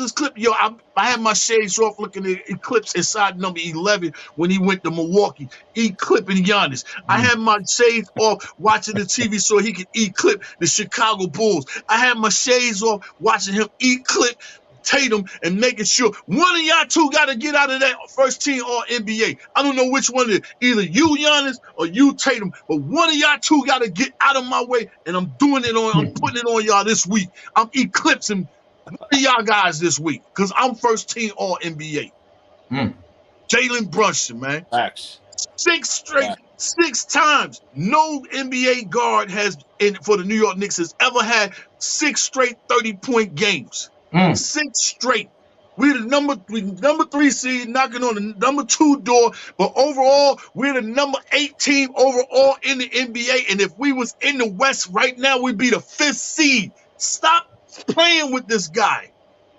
This are the facts and the things that they not talking about when it comes to this MVP voting, why this guy is not being mentioned. Get this guy in the MVP standards. And then we're not saying it because we're Knicks fans. The proof is there. He's proving the facts all the way around. He's proving it. 6'1". He's too small. He don't play no game. We overpaid him. Yeah. Where y'all guys that were saying that before? Yeah. I told y'all last year when I wrote point guards who he was. y'all ain't listening, man. Man, we straight. For so many years, we straight. And I'm taking this March jacket off and get ready to put on my playoff jacket. Come next Sunday, I'm going to be ready to handle my business, and I'm going to raise this team up to a whole nother level. Everybody think we ain't got another level. I'm done doubting the team. Jay Boogie, I mean, whatever I see is what I see.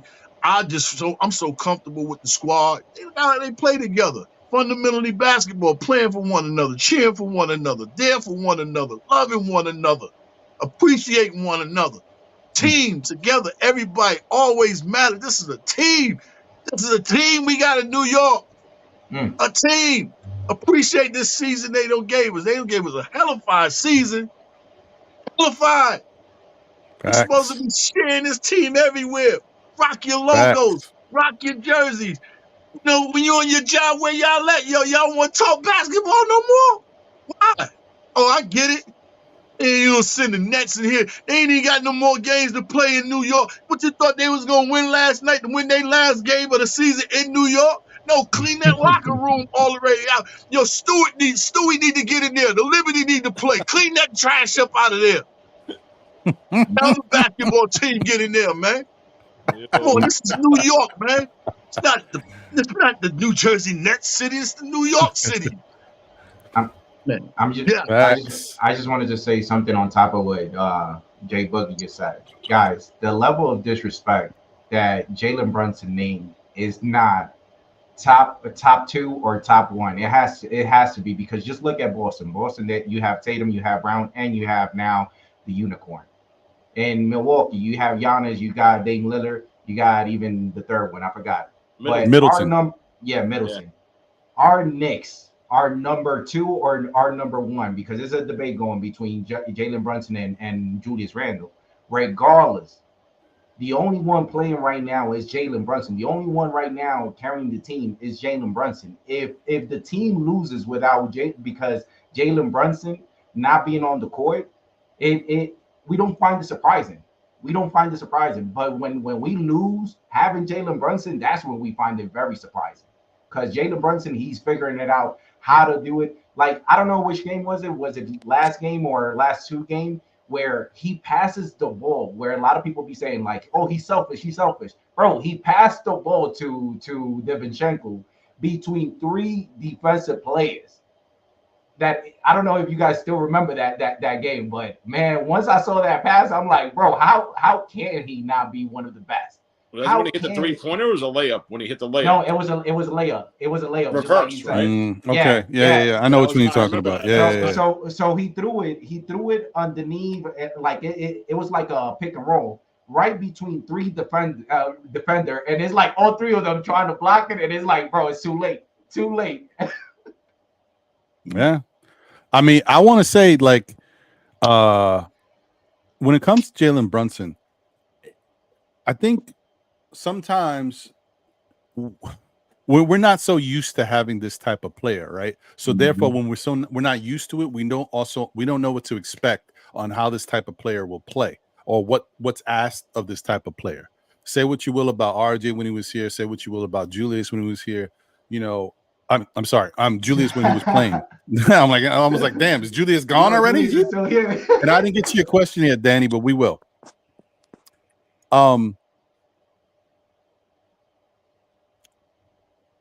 It's when so the question the conversation was RJ was never a number one, right? We knew that. Then it was, is Julius a number one? No. Was he our number one at the time? Yes. Now that we got Jalen Brunson, can he be the number one? That was the question last year. And it was like, maybe, maybe not. We'll see. He turned into someone that you could say, well, maybe. And then this year, he's shown you he's a number one, right? But being that we haven't had a number one since Carmelo Anthony. The job of a number one is different for the average player. You have to be the guy. Like, you have to watch what everybody's doing. You have to try to get other guys involved.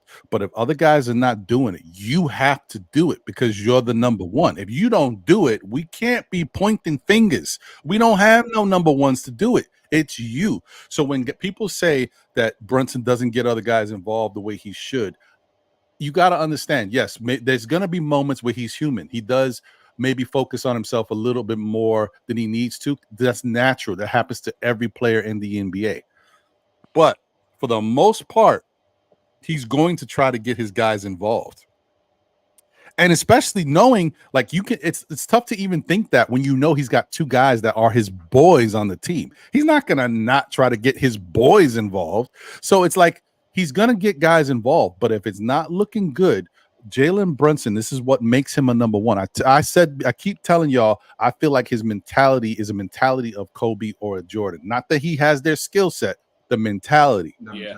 When he tries to get stuff going and it's not going, it's only so far he's going to watch the team go down and like, okay, I got to do something because that's what a number one does. Like, I got to start scoring. I got to get us back into this game so we have a chance, and then we can go from there. That's what a number one is. It's natural. They just do it. They go out there and they get it done. And that's why we love Jalen Brunson. That's why we respect him. And that's why the league is looking around and like, yo, maybe this dude is something better than we thought. Yeah, we didn't see him have this type of game, but it's even past that. It's like this dude is turning into a superstar in front of our eyes. Like, that is what Jalen Brunson does, and that's why he is what he is. And as far as what Nice was saying with the passing, one of the things about Jalen Brunson that I noticed, this was years ago when we were thinking, damn, we need another point guard to be on this team that can help facilitate. And when Jalen Brunson was on Dallas, he used to come into the Garden and he used to cook us, but not cook us in the way of like lighting us up. He used to cook us in how good he made their team look as far as moving the ball. Jalen would come in and pass to guys. You know how you pass a guy open? Throw the ball, anticipating where the guy's going to go, get him right in rhythm. Jalen was doing that. And that's one of the things I always noticed about him. I was like, oh, he knows how to pass guys open. You don't see it as much here in New York because he's the star and he has to score. But when he can go, he still has it in his bag. He can pass the ball. He just chooses not to as much because he tries to get guys going, but then he has to get himself going too. He needs to be in the right rhythm. You guys already see Jalen Brunson is phenomenal right now. And when I'm telling you he is phenomenal right now because he's had, ever since he's been a Knick, last year he had some games where he was off, right? It just happens. This year he's had some games where he's just off early. Have you guys noticed that in the past month, 3 weeks or so, when Jalen Brunson has a bad game to start, he is so locked in that he's taking himself out of the slump and becoming nice as the game is going. Like, he's on fire. Evolving. Never like that before. If he had a bad game, it was a bad game. It's just an off night. He is shooting himself back into the game where he starts to go crazy. And then at the end of the game, you're like, oh, he was 11 for 23. No, not too bad. He didn't that way. So, like, he's really locked in right now. So I got nothing negative to say about his game, what he's doing. He's still looking for his teammates. He's still trying to get guys involved. It's about the whole thing about having a star player. My time is now. You got to stop me. If you stop me, you'll double team me, I'll pass the ball. But if you ain't double teaming me and I'm scoring at will, guess what? It's cooking season, barbecue chicken, whatever you want. You want some sazon, adobo, I got some rice, some beans, whatever you need. Yeah. Cooking all these dudes. That's what it is right now. We just not used to it. We haven't had this type of guy in a long time that could just go out there and the rest of the league got to figure out a way to stop him. We go into the last games of the season and everybody knows that he's our best offensive player. Sometimes you get Dante, sometimes you don't, and they still not stopping him. He's still cooking them. As Jay Boogie said, 30.6 straight games. He almost had 40 in 3 straight games. If it wasn't for the fact he had 39, missed the free throw, he sat the whole fourth quarter. He is cooking. It's crazy right now. Hey, Crazy. Brian, let me just say just one thing real quick, my brother, because you nailed pretty much everything. But to me, it's not being a star. It's not that you are a star because you're in the caliber of Brunson, of a Carmelo, of a Stoudemire. To me, what makes you a star is having that quality. And I'm going to emphasize this, guys. It's not only you being a star on that sense. It's you being a star and making everybody around you even better. We're not talking about Carmelo. That wasn't Carmelo. We talking about Clyde Frazier. I know that in that time I couldn't see it, but for what I heard of people that seen games like that, the whole team was linked. The whole team wanted to win. And having Brunson is one of those that look at OG yesterday. Yesterday there was or when the last game that they played, there was many times that Jalen Brunson, he could have taken that shot, but OG, he was wide open. So let me just pass it to OG. He knocked out the 3 with no problem. Those are the stars that I'm more focused on. Those are the stars that I'm willing to get at any cause, because you know that by the time you have it in your team, whoever comes around them is going to be better. That's fair. And shout out to Monarch Smart TV, because they just said something that it's a reality. Star player that can score at will needs to be selfish. That's what it is. Like when you're that type of player, if you ask any of these guys to talk about their game and what their mentality is, a Kobe, a Jordan, whoever else you want to think of that was just that type of was that dude. There's a level. Carmelo Anthony. There's a level of selfishness that comes along with being that type of guy. You don't just keep cooking dudes, and like if you're cooking like that, you're passing up other people. There's got to be somebody else open, because when you're cooking, they're gonna try to double team you. Like a guy like Carmelo was so special because of he's the height he had and his physicalness, because he could back you down, turn around, pop, back you down, spin off, you go to the lane. Shoot a 3, you leave him open. Like Carmelo was fantastic, and with his size too. And Carmelo's also one of those guys. You ask a lot of people in the NBA, one of the toughest people to guard was Carmelo Anthony. He just could do too much. You know what I mean? So, but if you're cooking, like imagine that. Imagine me knowing that I could go out there and I'm feeling good in the first quarter. I put up 10. All right, my shot's going good. All right. You come at me with the double team, I'm still popping. Boom. You try to come at me quick, I see it happen. I'm hitting to the lane real quick, a little mid floater. Boom. Oh no, you overplay. I'm going to the lane, layup, boom, or a dunk. When you in that zone, you ain't giving up the ball. Like, until they stop you, you are going. So I'm just saying, I know it looks a little selfish, but that's the NBA. That's what makes the best players the best players. When you can't stop them, they're gonna keep cooking you. Let me just shout out a couple people real quick. I want to get to something else. Marvin's perspective from the other side was good. Marvin, good to see you. Appreciate you, my brother. Hope you're doing well. Shout out to Brooklyn Butch in the building. What up, Brooklyn? D Nice is here. Was good. Mets 2128 is in the building. What up, Mets? Good to see you. Hope your day today at the job went good. Boogie Down BX is in the building. The new Knicks City and Squad is in the building. He says, salute Ron J. Boogie in the panel. Always good to see you, brother. Shout out to Organic Fanatics podcast. Please, once again, show them some love, support their show. Shout out to Mike Boy. Mike Boy made it. Either IQ is a nut or a stats guy. Which one is it? He's talking to Sherwin. Shout out to you, Mike Boy. Appreciate you guys. And I hope you still here. I don't know if you are, but let me make this message real quick. Lady and the Chef, I don't know if he's still here. From the two Knicks chicks. I appreciate you guys, you and moms, man. Y'all do great things. Really support the content, guys. Two Knicks chicks, if you haven't already done so. I reached out to you guys on Twitter, but I don't know if you've seen my message. I was trying to reach out to you to get you guys on the show this Monday at 9. I don't know if you guys are free or if you're available. I just took a shot in the dark. Let me reach out, but I didn't have none of your information. So if you're getting this message, if you're still here, because I know you guys have a show today and I don't know when it starts. But if you're still here, if you are able to do the show on Monday night, John and I would love to have you. Check your Twitter. I sent the message, and then we can get our contact stuff going on. But if not this week, we'll do it another week. But I just want y'all to know I'm reaching out to get you guys on the show, man. I would love to have y'all and be able to talk about what you got going on. Appreciate y'all. Okay. Monday's a very big day.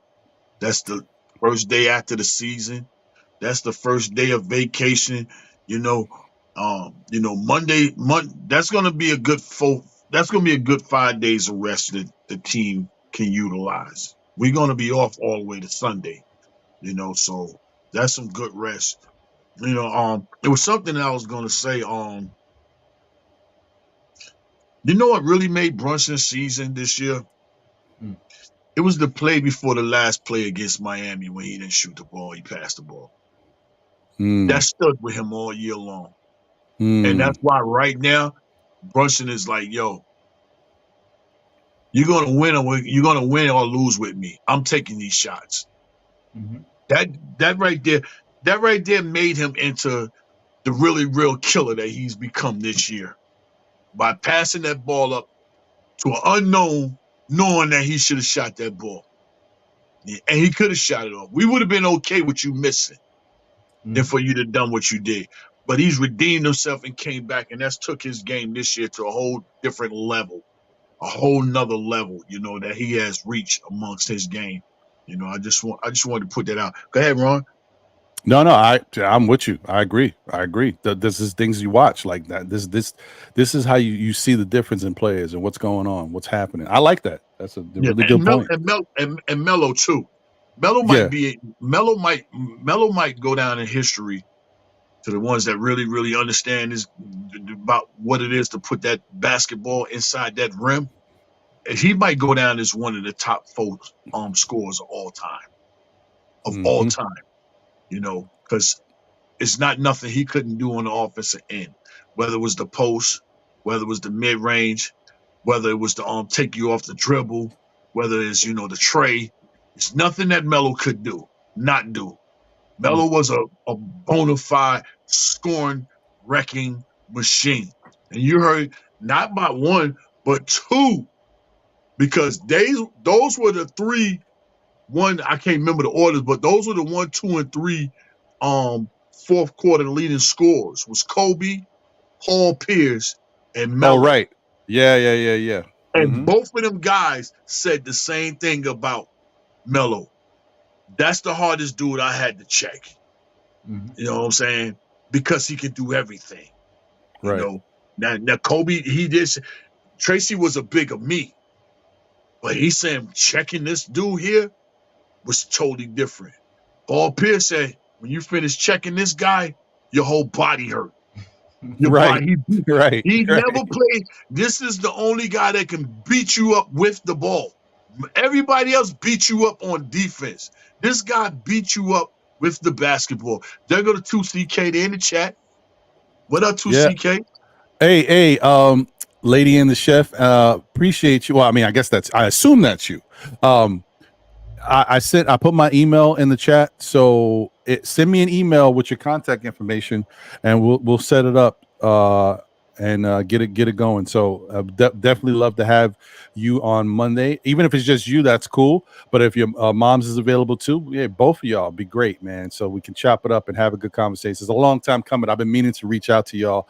Just, you know, I get caught up in life. It is what it is. I'm sorry. Hold on, that's they mom and daughter? Yeah. I didn't know that. Yeah. Yes, sir. Oh, you know that's gonna be a bar somewhere sooner or later. Somewhere, something I say. You know what I'm saying? We got the Only Moms and Daughter podcast. yeah, you know that's gonna be a bar. So I didn't know that, man. Yeah, man. Shout out to 2CK, man. They doing their thing over there. Yeah. So that's my email. If y'all didn't see it, I mean, if you didn't see it already. So there you go. So let me also get to this super chat. Before I do that, let me shout out my guy Corey Lee in the building.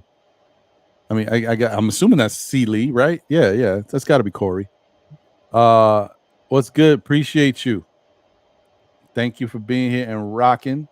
Let me see. Can't get the CL 500 without saying CL for Corey Lee. I think, I got everybody else. If I missed you guys, old head in the building. What up, old head? Good to see you, my brother. He said Melo was always the leading scorer on Olympic teams. Facts. I mean, Melo just could get it. No problem, B. Melo could just get it. No Diddy. Sorry. It sounds weird. Shout out to Paris Duggar. Thank you for the generous super chat. He said, people got to leave Carmelo out this. He still has done bigger things as a Knick than my favorite guy, JB. 54 wins, 2 seeds, scoring titles, second round. It's true.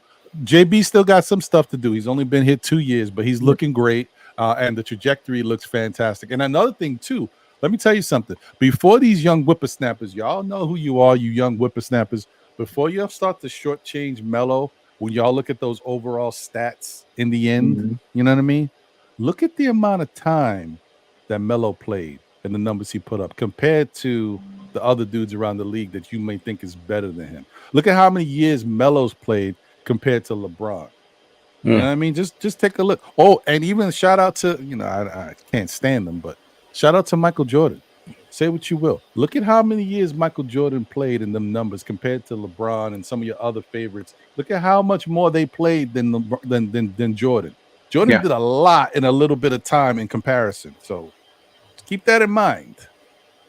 And thank you once again, Parrish. I appreciate you, my brother.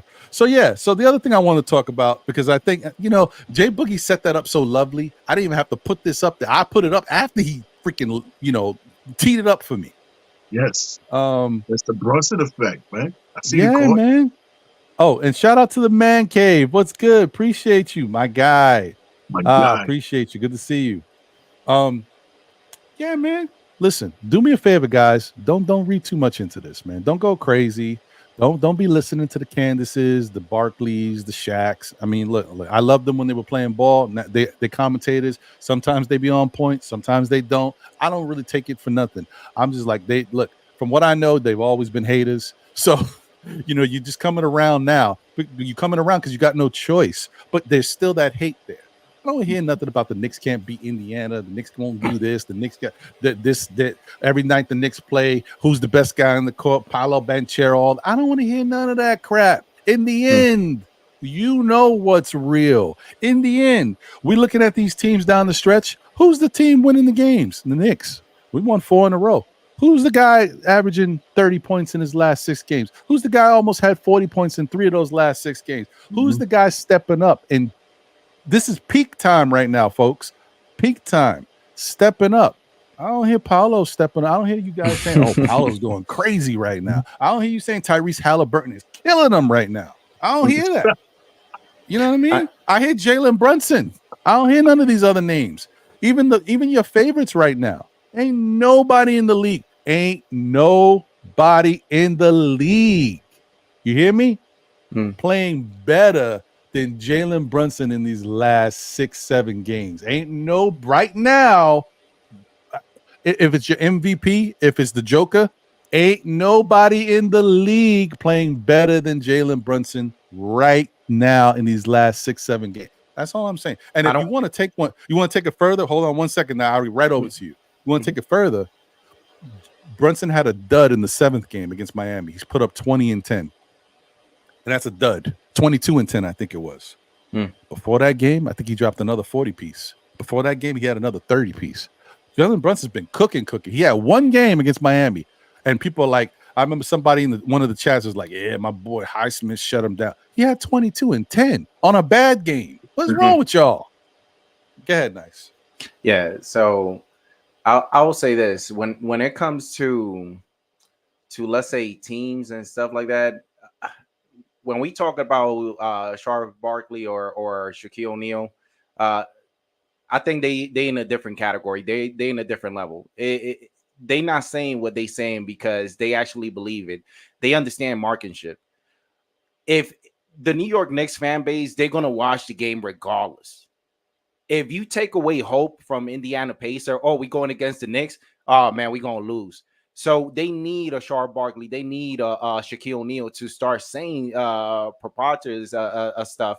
It's not for us. It's so that they could wall up the Pacers fan. Let's protect and defend our name, because hey, look, we have Shaquille O'Neal praising, saying that that they could beat the Knicks. So it's more marketing. It's not actuality, guys. Right. And shout out. I think I saw your name and I was gonna shout you out, and I don't think I said it. Shout out to Kimi Low. What's good? That name is dope. Kimi Low. Salute. He said Melo couldn't score on Roy Hibbert. Brunson will hold up that Larry O'Brien trophy as a Knick.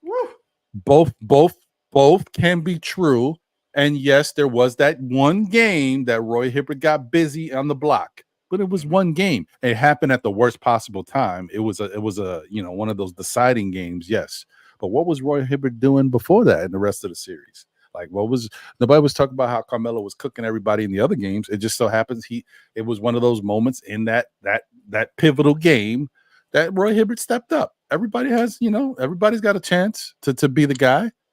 But no, Roy Hibbert is not the defining moment for Carmelo Anthony. He did much more for the New York Knicks. And unfortunately, we just didn't have a good enough team. He got us a chip, really.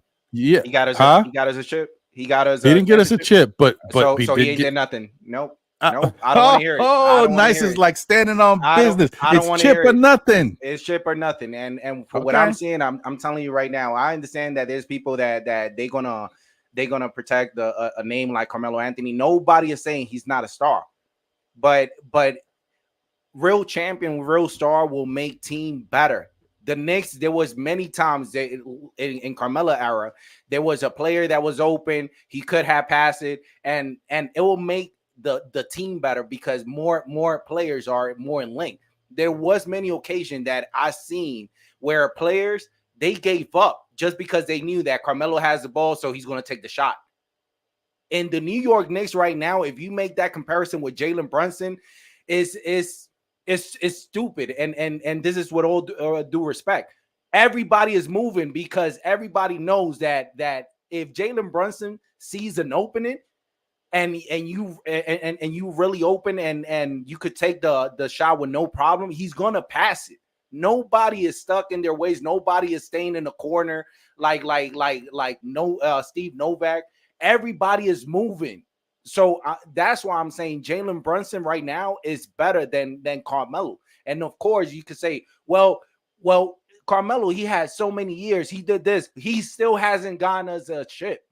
And with not having a chip with Jalen Brunson as of right now, to me is even more, because what I'm seeing in the team is moving. The team wants to play. The team wants to do something. Josh Hart. How many times have we seen Josh Hart? He looks like lost. He looked like he hasn't even shot. No shots is going in. But can you take it away from him when his defense is so crazy that outweighs whatever he hasn't done productively? I see your point. And look, the thing about Melo is if we get too deep into the Melo conversation, you're going to find some stuff that you're like, that's a little iffy. We all know that. I mean, if we're being real as Knicks fans, we've seen enough.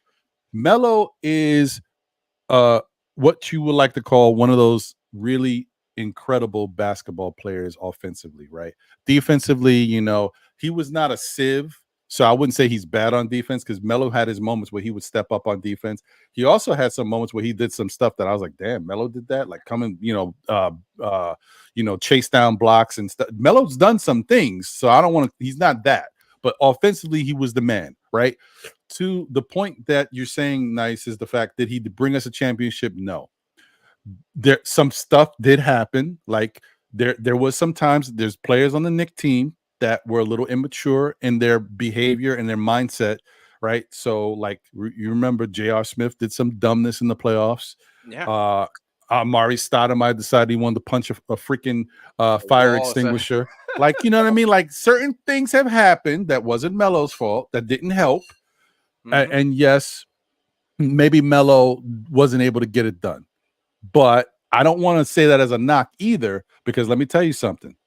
Patrick Ewing never won a championship, and Patrick Ewing is forever going to be one of my favorite Knicks ever. He did everything he could out there, offensively and defensively, and he made guys better. He made it easier. People knew if you went into the paint, Patrick had you. You know what I mean? Yeah. So I don't want to take that away just because guys don't win a championship, because Patrick definitely deserved, for whatever reason, the Knicks just built that team a little too defensively. You know what I mean? They went with the Detroits. I guess the mantra was, we got to be able to stop. We got to rival Detroit. We got to be able to stop Miami. We got to stop Jordan. We need defensive players. They went too heavy on the defense. We needed a little bit more offense out there. But it is what it is. But I hear you, Nice, though, and I hear what people in the chat are saying too. Like, it is what it is. But I do think that we can't. Melo was here 7 years. Like, Brunson's only been here. This is year 2. We got to give it a little. And if Brunson somehow wins a championship this year or next year, Ron, Brunson's the man. Ron, you know. All right, mic drop.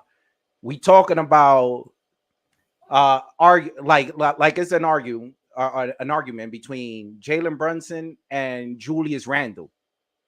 Julius Randle hasn't been playing all this time, and who's actually carrying the team? This whole team looks different. This whole team, like, if we bring it back, of course, I'm not taking nothing away from Carmelo Anthony. We had J.R. Smith. We had Steve Novak. Those was beautiful moments, but it was only sparks that I only seen. It was only spark that whenever there was one of them cooking, it wasn't consistent cooking, because on next game, they knew that if Carmelo had the ball, all right, he's going to take the shot. Most likely he was taking the shot. Jalen Brunson, even he like on last 2 games, remember, he was one shot away from getting 40 points. And there was no need to have him in the 4th quarter. So it was either 40 points or just sit him down. Sit him down. That's not our culture. We're not here for the stats. We're not here, because it looks pretty on his stats. We here on winning games. Why are we going to risk running Jalen Brunson? Now he gets injured, and now the playoff is right around the corner. It's not about stats. It's about team effort. It's about everybody got to put their A game, because the moment is bright. And what makes it brighter is having unity between the team. This team is different. Yeah. Well, hey, listen, one thing I will say that I always tell people, and this is regardless of whatever we're talking about in life. This is life, no matter what. And shout out to Dripmore, the preferred barber of the Still Knick fans crew and the Knicks community. What up, Dripmore? Let me just say this, as I always like to say to people, because this is a societal thing. This has nothing to do with basketball, sports, nothing. This is everything in life. We always do this. What we don't have to do is make somebody else look worse in order to build up or acknowledge somebody that we want to make look better. So we don't got to say this dude is this. That's why this dude is this. It is what it is. One guy is that. One guy is that. If I do something great tomorrow, and who knows what it could be tomorrow, you know what I mean? Stephen A. Smith will say, "Yo, Ron, I heard the talks. I heard you saying that I'm Stephen Hater Smith. Why don't you come on the show and tell me what this Knick fandom is all about?" Yeah, okay, Stephen A., I'm there. And people, I might kill it. Be like, yo, Ron did great. You see what he did, how he was talking to Stephen A., let him know. But that don't mean that anybody else before me that talked to Stephen A. or anybody else wouldn't have did a great job. Just, I had a good day. You know what I mean? So don't change. All I'm saying is we can still be acknowledging and appreciative of what we got in front of us. What we got right now in front of us, guys, whether or not the Knicks get to the Eastern Conference Finals or not, we have a special player. This is the best player we've had since Carmelo. And then if he continues to do this, we'll start saying, oh, man, this might be the best guy we've had since, Patrick Ewing, Clyde Frazier, Bernard. We going to be saying stuff, but we need to give it some time. But all I'm saying is we don't got to put down one to acknowledge the other. Everything in life is always like that. It's always this guy's better. We always compare everybody. Usher, Chris Brown. I'm getting into the music bag. Don't play with me. But anyway, it's always that. It's always somebody got to be better than the. No, everybody can be good. That's part of the reason. Let me tell you something. This is the last thing I'm gonna say about this, guys. That's part of the reason why I think that stuff in life is not as good as it used to be. Because we don't acknowledge the greatness we got in front of us. Yeah. In the 90s, music was phenomenal. 80s, 90s, early 2000s, because everybody was competitive, but they also respected each other. Like, yo, they nice over there. We see you in the South. You know what I mean? Things just change. Now it's like, nah, that's whack. Now Jay-Z's garbage. Now New York music is, I know how you they wear Timbs, right? Now that's, what is this? Like, what are we doing here? Like, everything's gotten crazy. I'm going off on a tangent, but you get my point. Now everything is negative. It used to be just, okay, they got their style. That's dope. They got their style. Boom bap is fire. South music is fire. Drill music. Like, it was like, we got to be able to encompass everything. Everything's good. It's just different. All right, I'm done. I'm off my soapbox for a minute. Sorry, had to do it. I'm an old head now. I'm still getting used to being called OG. Jay Boogie. I'm not ready, bro. I opened the door for this young kid the other day. He was like, "Thank you, OG." I'm like, "What? Come on, man."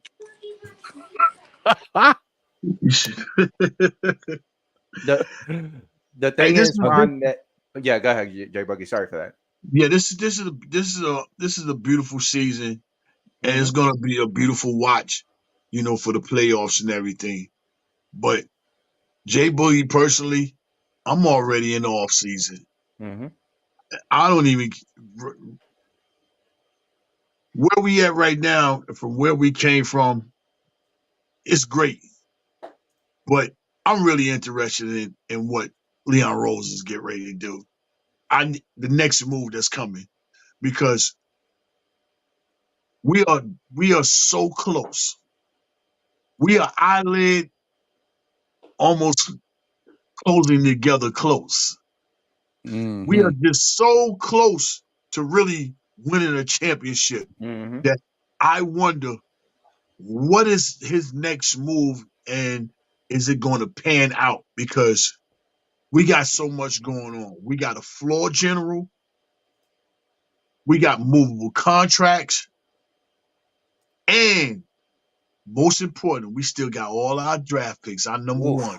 Oof. You know what I'm saying? So where I'm at right now, I want to see that championship phase, because it's going to look so pretty at the beginning of a season when they start putting the average stats on who can win the championship, who are the top teams, and just to know that we're going to be in the top 5 far as winning the championship that coming year. So I really, because he's done so much great work, in throughout the off seasons, which is the hardest part of basketball, playing basketball and listening to your coach and all that.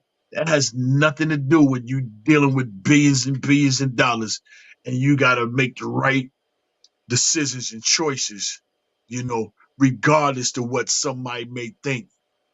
Respectfully, like R.J. Barrett, respectfully, like Emmanuel Quickly. You have to make those business moves.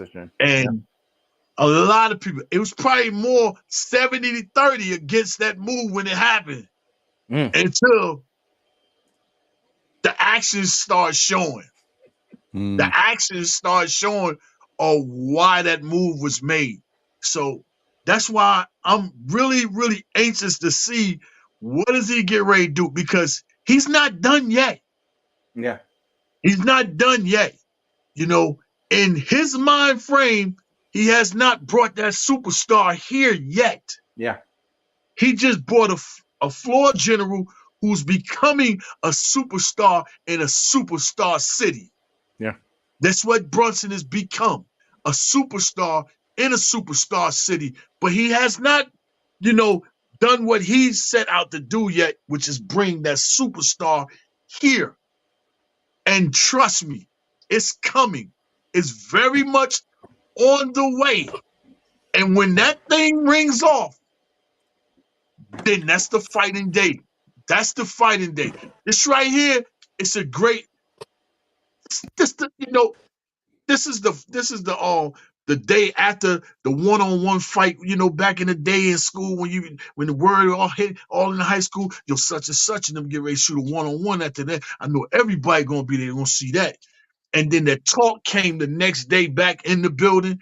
That's what's going to happen when they bring that superstar. The talk that's going to come after we bring him in the building is going to skyrocket, especially when we already got a superstar that was born and raised right here inside this New York Knicks organization in 2 seasons. 2 seasons, not one, in 2 seasons. Where he's at right now. Right now. Endorsements, everything is getting ready to go all the way out the window. AT&T, that ain't nothing. Bigger plans is in effect. They're coming, you know, for this guy. Jason, it ain't going to be you. He might be the face of the NBA. For real, for real. Mm.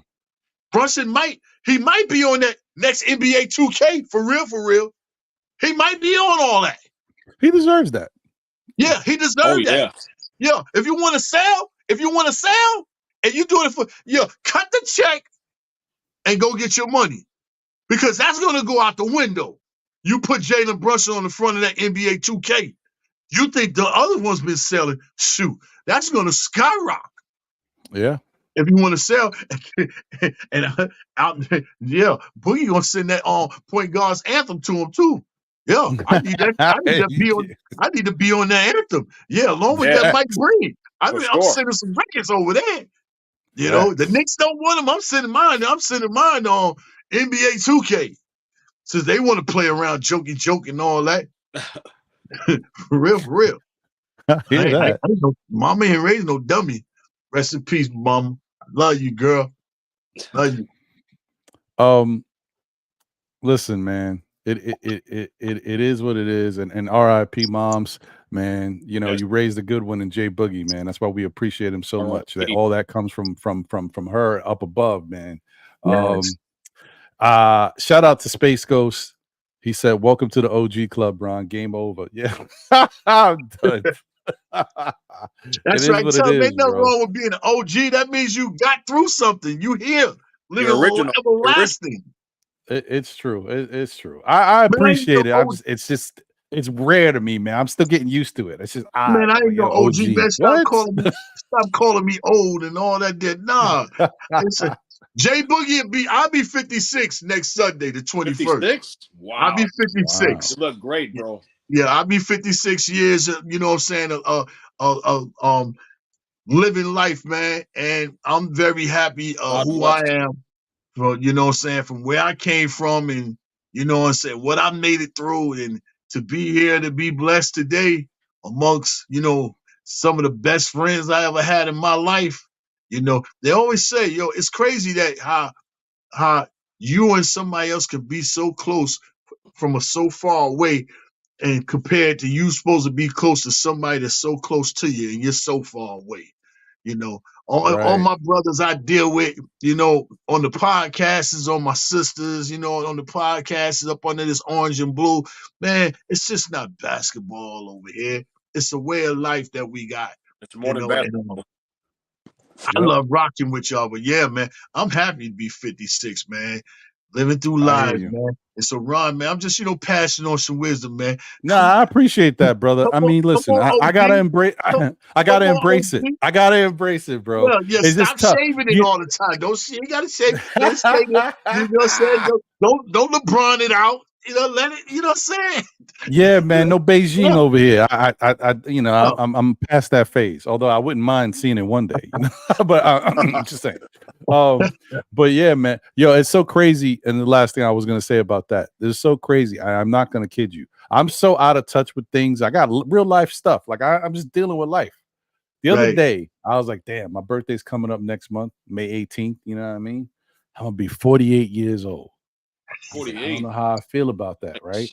And then I started thinking, the hell is wrong with you? I started doing the math. I'm gonna be 47. I'm adding years to my age. What am I doing, man? I'm so out of touch, bro.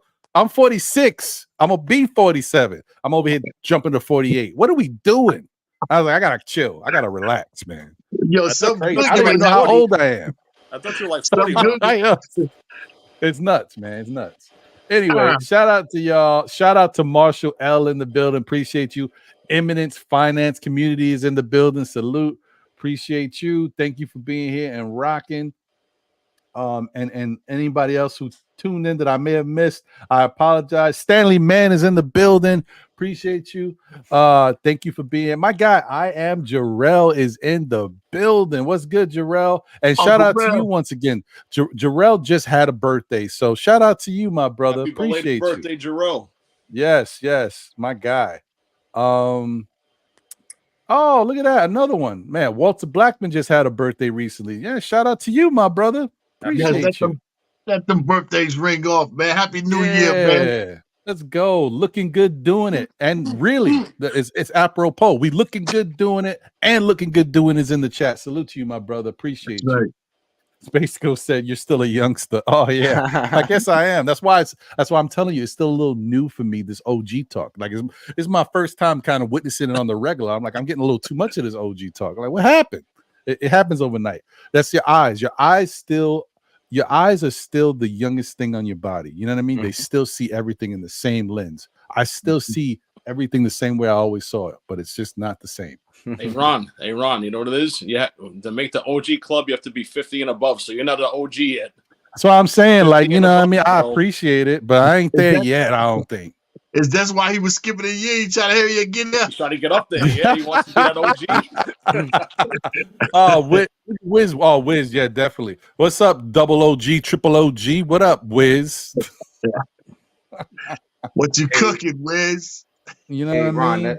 Ron, let me just say this real quick because I just wanted to say something that I see a lot in a lot of many different podcasts. Guys, we got to get ready to just move on. We cannot keep on talking about Carmelo. We don't hear freaking Boston Celtics, speaking about Paul Pierce era, or when we had Kevin Garnett, or when we had Rondo. Guys, stop it. If we have something beautiful, what do we have right now? What makes it special? And what do we need to get? Stop focusing on the past. We're not talking about Clyde Frazier era. It's beautiful, and they got a championship, but let it be. Why the bleep is everybody is always focused on trying to make a correlation between this team and another team that used to happen 10 years. That's a what-if conversation. Yes, I understand that Carmelo Anthony, maybe it wasn't not having a Leon Rose around his time, but that was that time. That's it. It's done. Let it be bygone. If we have something special, focus on what we have. Let us at least acknowledge what makes us special, and whatever we missing, let's focus on that instead of making correlation between this Knicks team and the Carmelo Knicks team. Stop it. It's done. Sorry, man. No, that's cool. I'm with you. I mean, listen, I think we do have to live in the now, live in the present, and just hope that, you know, the successes that we've had in the past translate the same way going forward. You know what I mean? That's all that matters. I don't want to. That's why I was saying earlier. I don't want to.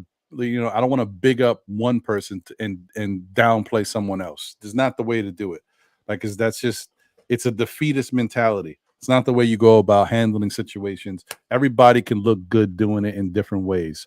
You know what I mean? So, and plus, as life is a cycle, right? So you know, whatever you like about Jalen Brunson today, 10 years from now, there might be, you know, Jack, you know, something come along and this dude is nice. We never, we had Jalen Brunson, but you see what this Jack dude do? He jump out the gym, he got the cross, he got we ain't never had a point guard like this. It's always gonna be somebody better later in life.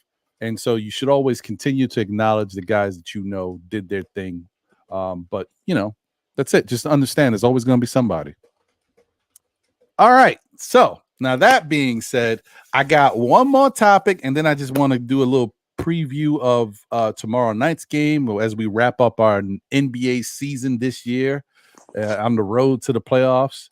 But let me tell you, there was one thing that took place last night's game that we do have to worry about. It's going to be something that's going to probably pop up in the playoffs. And hopefully we have an answer for this. Shout out to Space Ghost, 60 years on this beautiful planet. Appreciate you, my brother. Congratulations on that, man. It ain't easy. We take that for granted too. That's something we take for granted. Living life and being here on this planet, especially these days with all these people, celebrities or people you've seen in the news or whatever. These young people, they're young dying in their 50s and stuff. I'm like, what's going on? Like even younger people in their 30s and like we gotta live life, man, and understand we got to be there for each other and appreciate what we're here for because it's fleeting. It can go in an instant. So shout out to you, Space Ghost. Appreciate you, my brother. But Mitch was clutch. Yeah, he wasn't perfect, but he was 5 of 8 in the free throw line in the fourth quarter on Hacker Mitch. So shout out to Mitch Robinson. He's starting to get a little better. We need him to knock down these shots as best he can. But listen, if he doesn't, we also have to respect that too. I mean, he's a 38 or 36% shooter from the free throw line this year, which is terrible. But last night, 65%. If he shoots anywhere over 50, 55%, that's a plus. I mean, that's a plus. That's all you can hope for, man. But 65%, those five and those free throws were clutch. We needed those free throws to keep things going in that tight game. So shout out to Mitch, man. He's starting to look a little better, starting to look a little bit more comfortable, and still limited minutes, but he's starting to get better out there. When Jalen Brunson threw him that alley-oop, I liked it. Right? He missed one. No. It's the one he got. Oh yeah, I saw that one. Yeah. I like the height he got on it. It looked real clean. It looked comfortable. Yeah. So I'm like, okay. It just those are the little things I look at it like, okay, Mitch is starting to get back to where he needs to be. So yeah, man, shout out to him. Nice. What'd you think about how Mitch was clutch with the Hacker Mitch? Hey, the actual commentator started saying, hey, Mitch looks like he doesn't even want to be on the line, and even him being on the line, he hit 2 back-to-back.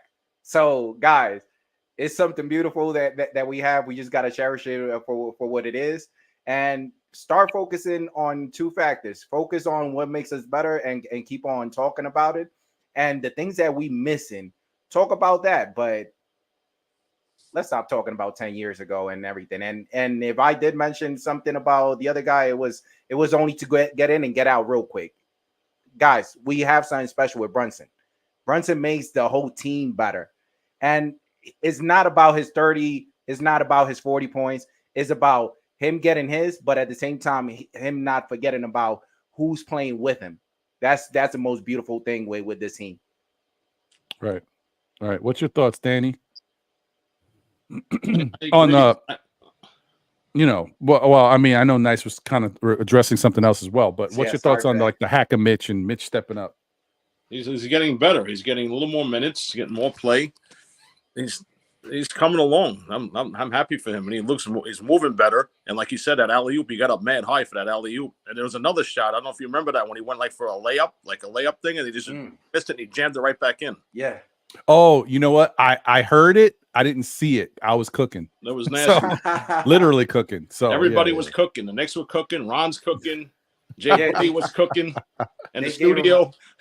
They gave him a delayed game for that because he was pissed. And bro, he made the shot on that comeback, and the dude, he actually hold his hand. Like, how are you not calling these fouls? These fouls with these officials, man, is a lot of things that is so obvious, and they not calling it. They're not calling. And this is again me putting things where we need to put our focus. If it was the Knicks of back in the old days, if we start arguing against officials, that's it. Our momentum would have been gone. Now Right. it's like we talk about it, but we are not in it 100%. We need to keep on moving forward. Yeah, the official, they not calling it in our end. We need to keep on pushing. And that's beautiful. That's beautiful. Yeah. Shout out to Black Thoughts in the building. Salute to you. He has to make his free throws in the playoffs 100%. I agree with you on that. I am Jarrell said 38% is slow bus crazy.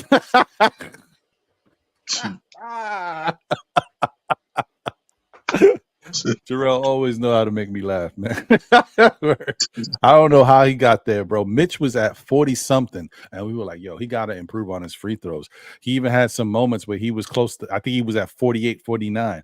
How the hell did he get in the 30s? I do not know. After putting a concerted effort to work on his free throws even more in the offseason, he got worse. I don't know how it happens. I don't know. Sometimes I feel like, they used to always say this when you was a young athlete, yo, don't bulk up too much in the gym. You know what I mean? Because then you can't get the touch on the ball. Like you're too strong, and it's like you're shooting a shot put up there. All of a sudden, it's like it's a tennis ball. Like what? Like you lose the touch. And Mitch does look a little bigger up top. Does, yeah. He got bigger. So I don't know, man. Sometimes the working out, the weights in the gym, is not always a benefit. But whatever. Jay Boogie, what's your thoughts on Mitch and the hack of Mitch and how he did? At least he knocked down 5 of 8 last night. I was in the playoffs watching it. I was somewhere in a series and visualizing 6 minutes left in the game, and we up by like 5-6 points, and we on defense. We need these rebounds, and until 2 minutes come, they can hack. And this to me, like, I'm really like, this is some of the things that Tom does, that people does that don't recognize and give him props of what he's doing. Because he could have took him out and put Sim in there, which is a little, not too much, but he's a lot more better free throw shooter than him, and took him out. But no, this is what it is when, what I'm saying, I don't want to do it versus, yeah, you're going to do it. And Tom's like, I'm not taking you out because you missed the first one. You're going to stay in there and take these hacker shacks and go up there with some confidence and shoot these free throws, because in the playoffs, we're going to be up somewhere about 5, 6, 7 points with like 5 minutes left in the game. And that means that 5 minutes left in the game is really 3 minutes, because from 5 minutes, it's only going to go to 2 minutes where they can hack and shack. You're going to be on that floor at some time, and you got to get them defensive rebounds, and they're going to foul you. And it started last night. So for Tom to keep him out there for him, let him know we confident in you. Then, the city was behind him, making him, the bench is rallying him up, saying that helps him realize, okay, they're with me, I can shoot this free throw and follow through a whole lot easier, because they're with me no matter what. If I make it, but if I miss it, they loving me, so I'm confident. I'm at home. So that plays a big part. And we got home court advantage. Pushing up to be, the home court advantage all the way through until we play Boston. But if Boston get eliminated like what happened last year, we can have home court advantage throughout the whole entire Eastern Conference playoffs. A lot of scenarios can happen, and they are going to happen come tomorrow. A lot of games is at 1 o'clock. There's no I play at this time. I can watch to see what they doing. You know what I mean? You're gonna hear what Philly doing. You're gonna hear what the Pacers doing. We're gonna get one of those two guys. One of those two guys we're going to give them, whether we're going to be the 2 seed or the 3 seed. We're going to get one of them two guys, the Pacers or the Sixers. You know what I'm saying? So lace them up and get ready. Either we're going to play against Embiid and his situation, or we're going to go beat up on them Pacers. I don't care who we play. I'm not one of them guys that really pick and choose. I want to play this certain team. You know what I'm saying? I feel confident in the team to go and play against anybody on the floor, and you're going to have to beat a hungry team that is really trying to prove their identity and who they are as a basketball player on that floor. For 48 minutes, you're going to have to beat us, and I really like our chances against anybody. I don't care what team you are, what city, who you got on your team. I like the New York Knicks. You know what I'm saying? I've been saying the whole lot. Forget April. Get me to June. I want the 4 letters in that one word, June. In the words of Kobe, I don't care about MVP in the regular season. I want the MVP in June. And I know we're close. But mind frame should be June is the target. Every time you walk and you looking at that bulletin board inside that locker room, they need to have the word June on there. Yeah. Yeah. I like that. You know what I'm saying? June is the name of this team. New York June. I know it don't sound sexy, but God Almighty, it's a trophy chance. That's gonna be a next song, June, right, Boogie? That's gonna be a next song, right? June. Nah, it ain't gonna be June. I got the symphony get ready to come out. The Knicks symphony get ready to come out. You know? We can't wait for the symphony. You know, I'm rocking with that. I got 2 other things in play. Try to have a couple of surprise other people on that right there. So, but yeah, June, man, that's what it is, man. April it's great to make it to April, and some teams still got to make it in April. If you're considering the play-in, we're not a play-in team no more. We're not fighting for the play-in. We're not a 5th seed no more. We're a home court first round team. That says a lot. We'll come a long way. We're a first round home court team in the playoffs. Right here, right now. Yes. With really not as far as what they say, without a mega star. And when the time comes to go get the superstar, don't go get me no LeBron because I know he's getting up out of LA. Don't go get me no Kevin Durant because that Phoenix thing ain't working. I don't want none of them old jokers to be brought over here when you had your chances before to come over here, to be in the way trying to lead us to a championship, to say you came here and you brought us there when this team right here and these guys, this group, this coaching staff, this office been fighting for this situation to get us there this whole time, and for you to come here and try to celebrate what they've been fighting doing on. I don't want none of them old jokers. If you go get me a superstar, go get me a Luka, I'll take a Devin Booker, and I'll take Mikal Bridges, and I might take Donovan. Anybody above those ages, forget it. It's time for them to start getting out of the way. Get them out of the way. It's time for them to no longer be in it. All that Paul George talk and all that. I don't want none of them old jokers at all, period. They don't fit amongst this team, and they don't fit amongst this era. They don't fit amongst the hard work that they put in to get to where they are, the blood, sweat, and tears to be where they at. For you to come over here and act like you got us here. Don't go get me none of them old jokers, Leon. Keep building what you got doing. Use your own strategy and figuring it out. Right. I know you're destined for a superstar, but don't go get me no old man. You know what I'm saying? If you're going to go get one of them old dudes, call Jay Boogie. I'll come play. That's old dude. Let me play. You know what I mean? But don't go get none of them old dudes, man. Them dudes, man, big headed and all that. Nah, you didn't never want to come here. LeBron, you should have came here with Amari Stoudemire inside. What was that coach name? That might have been the best pick and roll tandem it is in history of the game. LeBron and Amari Stoudemire. What was that coach name? They used to coach for the Phoenix Suns. He coached the Lakers one time too. That was here.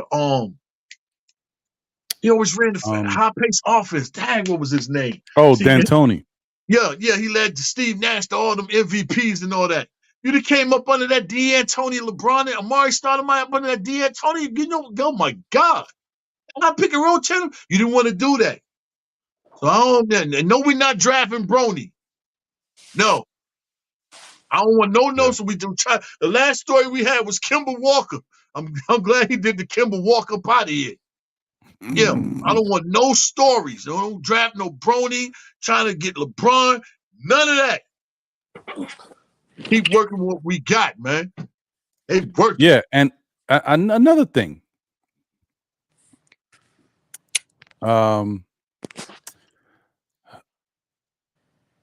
We have a chance to win 50 games, right? Right. Let's not forget, Knicks also played Boston 5 times this year. Played Milwaukee 5 times this year. All right. Mm-hmm. Just saying, top 2 teams in the NBA, I mean, in the Eastern Conference, we had to play them 5 times because of scheduling. Not everybody had to do that. No. Just another thing to throw out there. I was looking at the schedule. I was like, oh, True, I forgot about that. We played them 5 times. It's crazy. Yeah. Another building block they strive to put in front of us in their own ways. That's okay. We're gonna go through all of y'all. All of y'all. Because you ain't gonna have nothing that Tatum won $316 million next year. You just gave old boy 4-year 135, and Brown, he got what, 304. You ain't gonna have nothing else on that team. Yeah. The commissioner gave y'all he gave you 1 year. This year is gone. To make your rosters right. If you ain't got it right, guess what? Break it up, tear it down. We're not in that position. We're not in that position at all. A lot of people forget about that new collective bargaining get ready to come into play next year. Go ahead and sign Tatum. Give him that 316 after giving Holiday that 135 behind Brown's 304 mil. Go ahead. Do it. That's crazy. See what else you can put on there. They're gonna be calling the Taj Gibsons and all that. You know what I'm saying? LeBron, yeah. They're gonna be calling them guys that could come over there and play for $90. Yeah. Some G League guys over here. Facts. Phoenix is gonna be the same way too. This guy's gonna want their money. You know? And if Brunson is turning down saying he don't want this check right here that we got, that's not we're not looking at it. Don't look at it as a bad situation. Look at it like he's giving us more time to do something else with some other money until that time comes. Right. And that you got to make it right. You got to make it make sense. If Brunson is saying I'm not doing extension and none of that this year, and he's going to wait another year, you got to make whatever it is right for us, whatever players, whatever maneuvering you're going to do next year before that 25-26 season comes. Yeah. Right. You got to. And exactly. And once again, I just want this to be known. Mm-hmm. If it don't happen, it's no big deal, right? Right. But if Brunson is deciding that he wants to take the extension this year, this offseason, keep in mind, y'all, he's doing the Knicks a favor. Yeah. Because there's only a certain amount of money he can get. It's not even $200 million. It's less than that. So he's doing the Knicks a favor. He don't have to do that at all because easily, y'all, I mean, come on, y'all. Y'all know that regular extension time, when his extension is up, Brunson is slated to make over $200 million. I mean, I mean, if y'all don't know that, I mean, I don't know what to tell you, but that's what it's looking like. So if he takes the money this offseason, it's because he's doing the Knicks a favor because that's what it is. And if it happens, it's great. If it don't happen, though, there's nothing wrong with that because most of us fans, or at least people covering this stuff and looking at it, were already thinking he wasn't going to do anything until the following year anyway. So if he does something early and if it don't work out, it is what it is. That's what we was expecting anyway. I just wanted to throw that out there, but it's we'll see what happens. That's why I spoke about the endorsements. More endorsements gonna come in. More endorsements come in is going to be more and more help, far as this situation. But like Ron said, he'd do us a favor if he take it because it's 150 versus the next one would be 255. I think that's what it is. I think it's like 154 year, 4 years, something like that, and versus 5 year, 255, something like that. If he gives us a chance, what I'm saying? If he takes it, then good. If he doesn't take it and he wants to wait until then, what I'm saying? That's on him. You know what I mean? Right. Either way, whatever his choice is still a perfect situation for our office, for Leon to do something. Whether he take it now or if he take it later. So man, we're sitting lovely, man. 100%, man. It's a good problem to have. And the other thing is, listen, in fairness, maybe Brunson is also saying to himself, and like I said, if it don't happen, don't look at Brunson differently. It's just just a shot in the dark. But maybe Brunson's saying to himself, yo, man, listen, I came to the Knicks. I want to win here. They're doing good by me. They're bringing in my boys. I'm the happiest I've ever been playing basketball with my fellas. I want to see them here with me. I'll take less money for them to be here and rock, and we to do something special together. So you know what I mean? Just I'm just putting all that out there. I don't know what's going on, but I have a feeling that all of that plays into things. But whatever. Either way, shout out to the chat once again. Appreciate y'all. We did hit that 100 likes. So appreciate y'all. Please smash that like button if you haven't. We got 156 people on YouTube, so there's more likes to come. So please smash that like button. We got 38 on X. We got 3 people on Facebook. Appreciate y'all, man. Everybody tuned in. Almost 200 people here. We had 200 earlier. Appreciate y'all, man. It's a great show. I got a great panel. I got Nice. I got Danny Landis. I got Jay Boogie. Danny, what were you gonna say, brother? Will we have enough money to resign all these other dudes like Hardenstein and OG and Brunson at the same time? Do we have money for all these guys? Not everybody. I'm just being honest with you. Not everybody. The Knicks will have to do some finagling to keep some of these people. Not everybody. Some of these you got to worry about, but just the fact that they're already on the books making certain money, we just don't have enough money to go around. We already right there at the first tax apron. We will have to go into a second tax apron. And that's a lot more money coming out of Dolan's pocket. And you know, no offense to a man who's got his money, but you got to keep showing him that this is worth it. Yeah, we a real team. We a contender. So what we do in this playoffs goes a long way into spending James Dolan's money. You know what I mean? He's gonna be like, oh, okay, all right. We going in the right direction. Y'all starting to look like my Rangers. You know what I mean? Like we need to keep making him happy in that way. Ron, can I just say one thing, guys? If just think about it this way, guys, everybody in the panel and the chat, there's a reason history is very important, and it's mainly so that we could focus on not doing the things that a previous thing didn't work out. And with that, I'm literally saying, look at what happened with Dallas. They had the opportunity of signing Jalen Brunson at a fraction, and they decided not to. Right now, we're in the position that we have the opportunity to sign Jalen Brunson less. And I'm pretty sure Jalen Brunson, he's not going to feel nothing about it. If we have the opportunity and we could sign him, it's going to be a blessing. It's going to be a blessing. But look at it even in a different angle. We're not a team known for overspending. We are spending money. That's not saying that we are not spending money. But all the money is not going on one particular player. Everybody is getting a cut. Everybody wants to play over here. It's not the New York team that previous player used to be thinking, yeah, but they not. Look at Kevin Durant. Look at Kyrie Irving when they was asked, what about the Knicks? Oh, that they not the cool team no more. Is Brooklyn? How's that going? I remember that. So think about that. We're not overspending. Any new player that I would like. I know Jay Boogie, you mentioned a lot of great prospect that we could actually get. But my thing is more on collectively. If we plug players with the team that we currently have, if they're gonna make them better. And number two, I'm not focused on old cats. I'm not focused on a franchise name. I'm more focused on the future. Because we already have a franchise name, and his name is Jalen Brunson. As much as you don't want to be thinking in that way, we have a superstar, and his name is Jalen Brunson.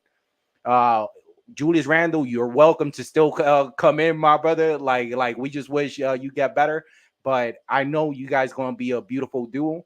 The only 2 players that I'm still stuck with is DeJounte Murray, and it's because it's his defense. He's still young. And I know that he's going to make our team better. But another one, weirdly, is Ben Carroll. He's young. He has defense. He has offense. I like Ben Carroll just because he's young.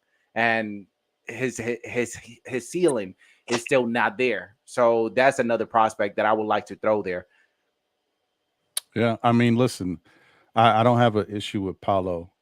He's got a great NBA career ahead of him, but I don't think Orlando is never giving that young man up, because I think he's going to continue to get better and better. He definitely has that mellow road ahead of him. He got like a little mellow style to his game. He ain't mellow yet, but he got a mellow style to his game. Yeah, mellow was special. Just throwing that out there.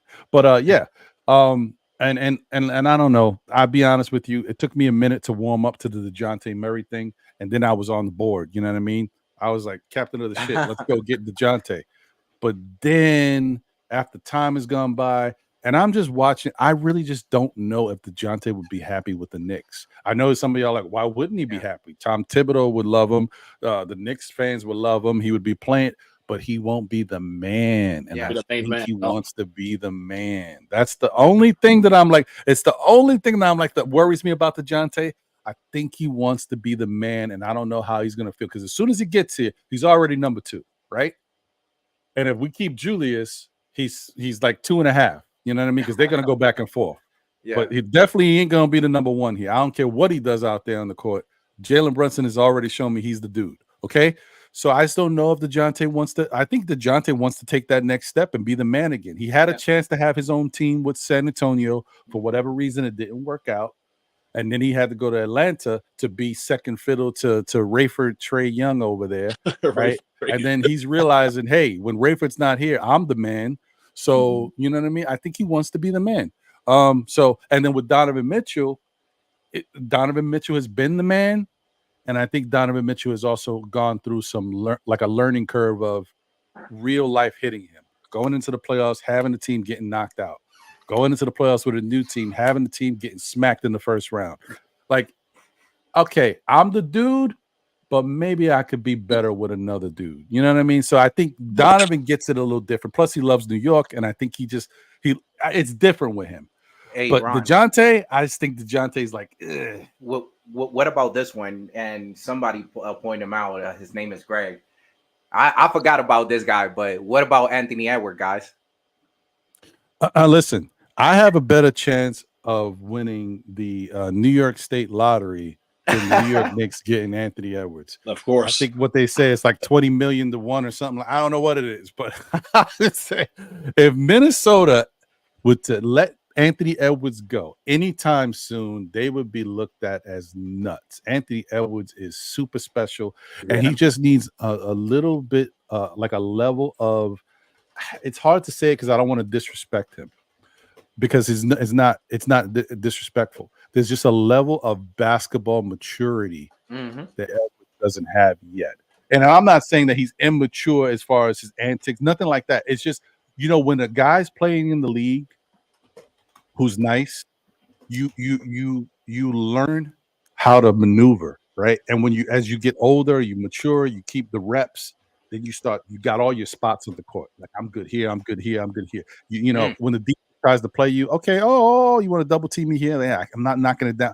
Let me just move to my spot over here on the left. Knock it down. Knock it. Like, it's just basketball maturity. Guys who know their zone, they get into it, they got their finishing moves.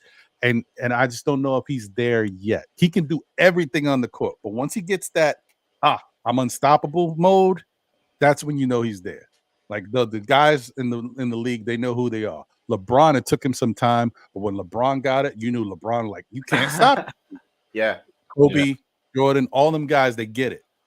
He's gonna get it. He's just not there yet. So we'll see. Maybe this playoffs helps open them up. Maybe. I mean, listen, we're talking about our team. Hold on one second, my brother. We're talking about all our teams and how we looking. Like Minnesota, Karl Anthony Towns is back healthy. Yeah, I don't know what Minnesota's going to do in the playoffs. They may get crazy. So, you know what I mean? We'll see. All right, go ahead. What were you going to say? Yeah, what I was about to say is just piggyback on what you just literally said about Anthony. Think about it this way. If it's not impossible of getting him, but it's gonna be way more impossible of getting him if he reached that ceiling. It's better off getting him right now that he still hasn't reached that ceiling, because if we got him and we have him underneath our books and he's showing now, it's harder for another team to actually get him from our hands. Right, but you know what? There's a certain thing as sometimes there's a guy that's too much. You know what I mean? Yeah. Sometimes there's a guy that you want. The asking price is just too much. You go out for Anthony Edwards, you're gonna have to give up something. They might immediately ask for Jalen Brunson. That's first, right?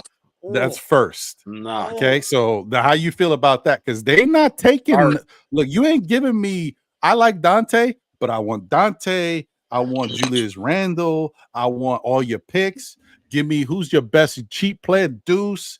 You know what? I'll take Josh Hart. They gonna want everything for Anthony Edwards. Ron, you know what I'll do? I wouldn't give him nobody, but I'll give him a decks of cards, a first round for the next if I have to. Whatever we have, what is it, like 7 or 8 first round pick? We'll give him that, and we'll give him 2 years of our future. But regardless, with Anthony Edwards and with the people that we already have intact, those are man, is impossible of not having our name in the conversation of having Eastern Conference final or finals at all. With players like that.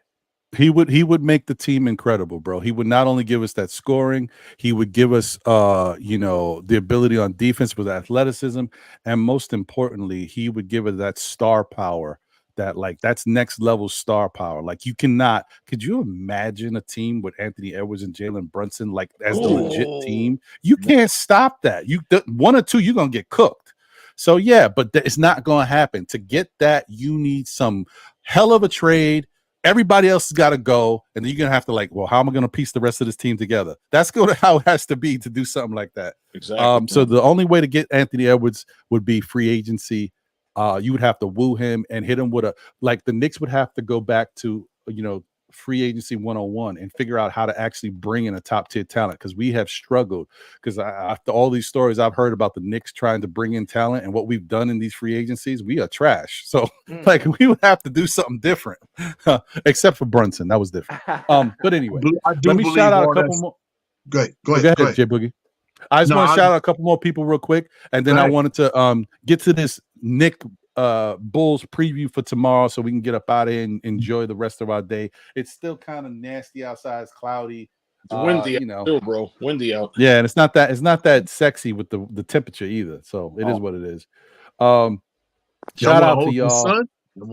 Yeah, where's the sun at? You got the sun over there? You holding it hostage? I got the sun over here. It's bright. There we go. Let me shout out. First off, let me say, look at that. Hey, okay, Danny. It's not bad. Not bad. No. See the basketball court across the street? No, I see it. I mean, when I squint my eyes. Shout out to Lady and the Chef. Diva Locks is going to hit me up. Okay, appreciate you. I don't want to affect y'all guys. If y'all both were supposed to do something, I don't want to take y'all away from that. But if one of y'all free, I would definitely love to chop it up with y'all. Appreciate you guys. Shout out to Paris Duggar. He said, and thank you for the generous super chat. He said, let's get to it. Michael Ray Richardson was JB first. Okay, I see what you're trying to say, my brother. All right, I'm rocking with you. Thank you for the other generous super chat. He said, Bernie King, Ewing, Melo, and now Brunson are my faves. Yeah, fire. I mean, listen, it's nice to have good players. We deserve it. We've had a lot of years of not having that guy, and we're getting in the right direction. So I love what I'm watching. It's great to witness. Shout out to my guy, Worldwide L in the building. What's good? Appreciate you, my brother. Worldwide, you know what I mean? Yeah, I mean, appreciate you, my brother. Good to see you. Knicks will be 2026 NBA champs. What's good, brother? He said, is Brunson a bigger impact player than Ewing? Not yet. He's having a great season. He's making I don't want to go there. That's a whole. We had this last hour was all talking each other off the cliff, man. Know the ledge, B. So we were getting a little crazy here. It was looking like this. If I know the ledge. We was out that window, man. We gotta calm down. but yeah, it's definitely a conversation we're gonna have going forward as Jalen Brunson's time here progresses. So I'm waiting, and yes, I'm gonna do it too. I think Jigga fixed this the other day on his show. Knicks will be 2024 NBA champs. Yeah, I did it too. I fixed it for you as well, my brother. Salute to you. I like it. Joey DeLuca is in the building. What up? Joey D in the building. Appreciate you. He said JB MVP. I like it. Let me see. Is there anybody else that jumped in? Oh, my guy, man. Another one of my day ones growing up, man, in my neighborhood. My guy, Anthony Easy Randolph. Was good, my brother, from Facebook. Appreciate you. Hope you're doing good, my brother. Always a pleasure. Then I'm hitting you with Mad My Brothers. I sound like Divine. What up, my brother? Mad Divines. The brothers in the house. Chef NYK is in the building. Salute. Thank you to Stream Elements for always letting me know what's going on. Thanks for subscribing. Zekamel. I don't know how I said that, but that's what it looks like. Shout out to Sadu Barry. Okay, Knick fans do not know basketball. He says this team is ready. Africa say so. Okay, all right. So he's hating, but not. He hating on the ones who don't know basketball. He's saying we ready right now. Okay, Africa's in the building. I'm rocking with you, Sadu Barry. Okay, all right. We ready. We ready. Let's do it. Let's do the damn thing. All right. Okay. All right. He says, all right, no more trade for us. I call OG bulk trades. Call it bruh. Africa Brunson. Okay. More fire. I'm with you. I'm with you. I'm with that. I'm with that. All right. Okay. It's cool. If you happy with the team, I'm happy with the team. We good.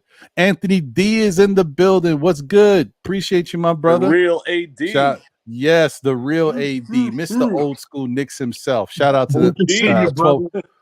12 o'clock on Sundays. 12 o'clock on Sundays. Old School Knicks on the Blorange Tears Network. OG Knicks. Salute. Good to see you, AD. Good to see you, man. I got about 12 messages on your phone, man. Pick any one of them. Pick any one of them. Pick any one of them, man. Pick any Shout out to Malik Haddad. Shout out to you. Appreciate you. Listen to the stream, making work tolerable. Shout out to you. Hey, man. Yo, that's honestly, that's what kind of keeps me going, man. I'm happy when people tell me, yo, I'm at work, Ron. I'm listening to y'all. Y'all helping get me through. I love that. There's no better compliment than hearing that from y'all. So shout out to you. Appreciate you. Thank you for being here and rocking. I also want to shout out my guy, D Public Enemy #1 in the building. Another one of my day ones. Appreciate you, my brother. That's right. Right. Shout out to Steelers _Knicks fan 757. He had commented this earlier. I just haven't got to. He said Mitch was looking like the thick flare. Yeah, Mitch put on a little weight since he's been hobbled, man. He gonna get back. He's just gonna need the off season to get his weight under control and get back to really going tough in the gym. You know what I mean? Shout out to my guy Knicks Live in the building. Please, y'all, if y'all haven't checked out Knicks Live's content and programming on YouTube, please show him some love. That's our guy Julian Blum, man. One of the dudes, man. A really nice guy, man. And dope to meet in person. Another dude, I love using the same phrase, but this is what it is. These dudes be taller than I expect. Yo, Julian Blum is a monster, B. He's straight tall. Like, I'd be like, yo. Yeah.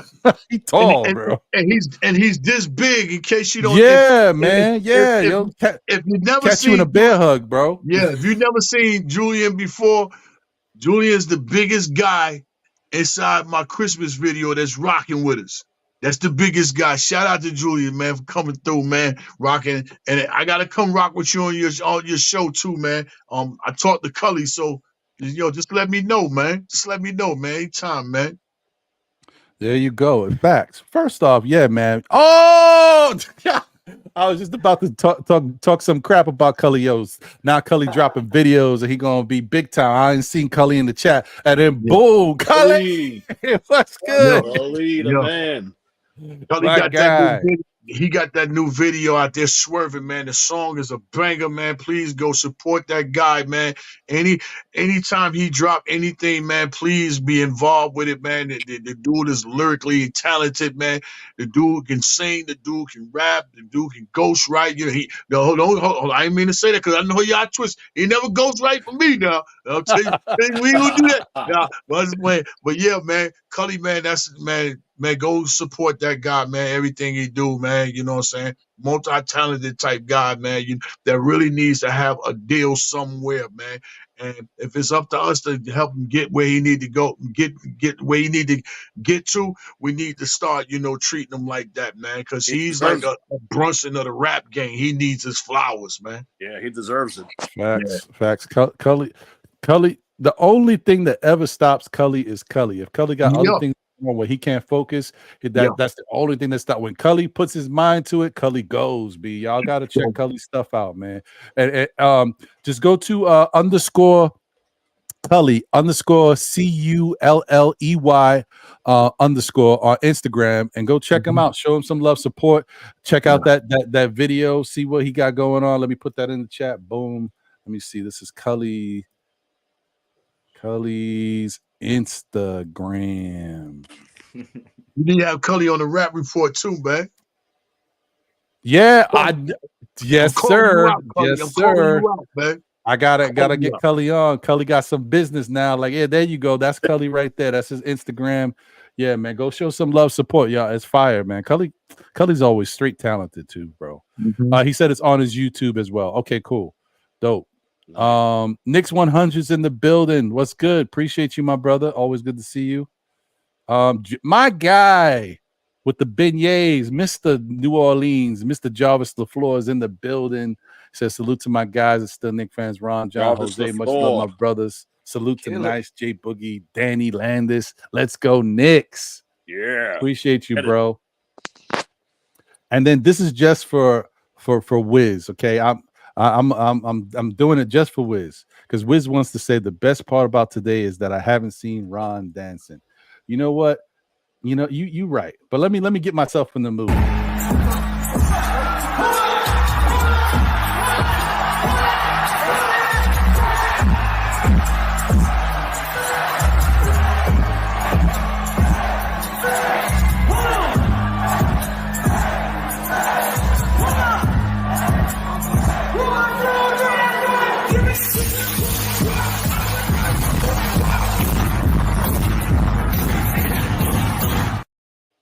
Hey, let's go, Tibbs. Tibbs out there crunking on him, baby. Yeah, that's for you, Wiz. T, mob style. Yeah. All black. Yeah, Yeah, take that's that. Tommy T after the parade. Take that, Wiz. So Ron, what is that for? That's for all the Tibbs haters and stuff. All these years. Yeah. Listen, man. Yo, Tibbs out here killing. Tibbs just woke up when we wanted violence. B. He woke up and said, "Let me throw this out there to all." Yeah. Oh, that's crazy, man. That is nuts. People, the internet, man. I don't know if these dudes be having. I remember when that first came out, and people was just like, "Yo, look at my guy doing this thing at this concert. Look at the love he's getting in." I'm talking about the real artists, not Tibbs. I'm just saying. And then just to see somebody say, "You know what? I got to make this Tibbs." Who does this? I don't know, but whatever. It is what it is, man. Here we go, guys. Y'all know what this is. I felt like Jermaine Dupri right there. Y'all know what this is. So yeah. So this is the Chicago Bulls and New York Knicks game preview. And I don't want y'all to be swayed by this, right? Because right now, when you look at these numbers, it's going to look a lot similar than it needs to.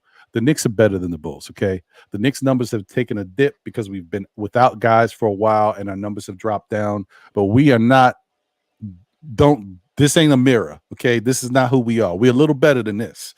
But just looking at it, scoring wise, that has taken a dip. It is what it is. But we're getting healthy. We're getting back to kind of putting up some numbers. But right now, 112 to 112. That them points is looking similar. Rebounding 43.8, almost 44 rebounds to the Knicks 45. And I will say that's a little concerning. Not that the Knicks are out rebounding them. We usually out rebound a lot of teams in the league, but we got out rebounded last night by Brooklyn. I don't know if y'all noticed that. And I was like, this is weird. And out rebounded pretty substantially too. So I was kind of surprised by that. We had 41 rebounds versus Brooklyn. They had 54. So they and the offensive, I think they had like 16 to our 8. So we got to get back to our rebounding ways. You know what I mean? Do what we got to do out there. And then with regards to this Bulls matchup, assists 25 to 24. It seems like a lot of teams in the league out assist us. It is what it is. Steals is a wash, like 7.7 to 7.5. Blocks, if we right there with you in the same category, like if it's 4 to 4, that's a wash. Turnovers 11.7 to 12.1, that's a wash. Field goal percentage 47% to 46.5, that's a wash. 3-point percentage 35.9 to 36.9, that's so close, that's a wash. And then free throw percentage 79.1 to 78.1, that's a wash as well to me. So technically on paper, these teams are very evenly matched, even though we know the Knicks are actually better, right? Points in the paint 48.1 to 48.8. Second chance points 13.7 to 16.1 for the Knicks, and then fast break points 12.4 for the Bulls to 14.7 for the Knicks. Wow. Bottom line here is the Knicks need to go out tomorrow Handle the business and take the game seriously and handle their business. That's 100%. That's all they need to do. Go out there and handle their business. Do they need the game? Technically, no.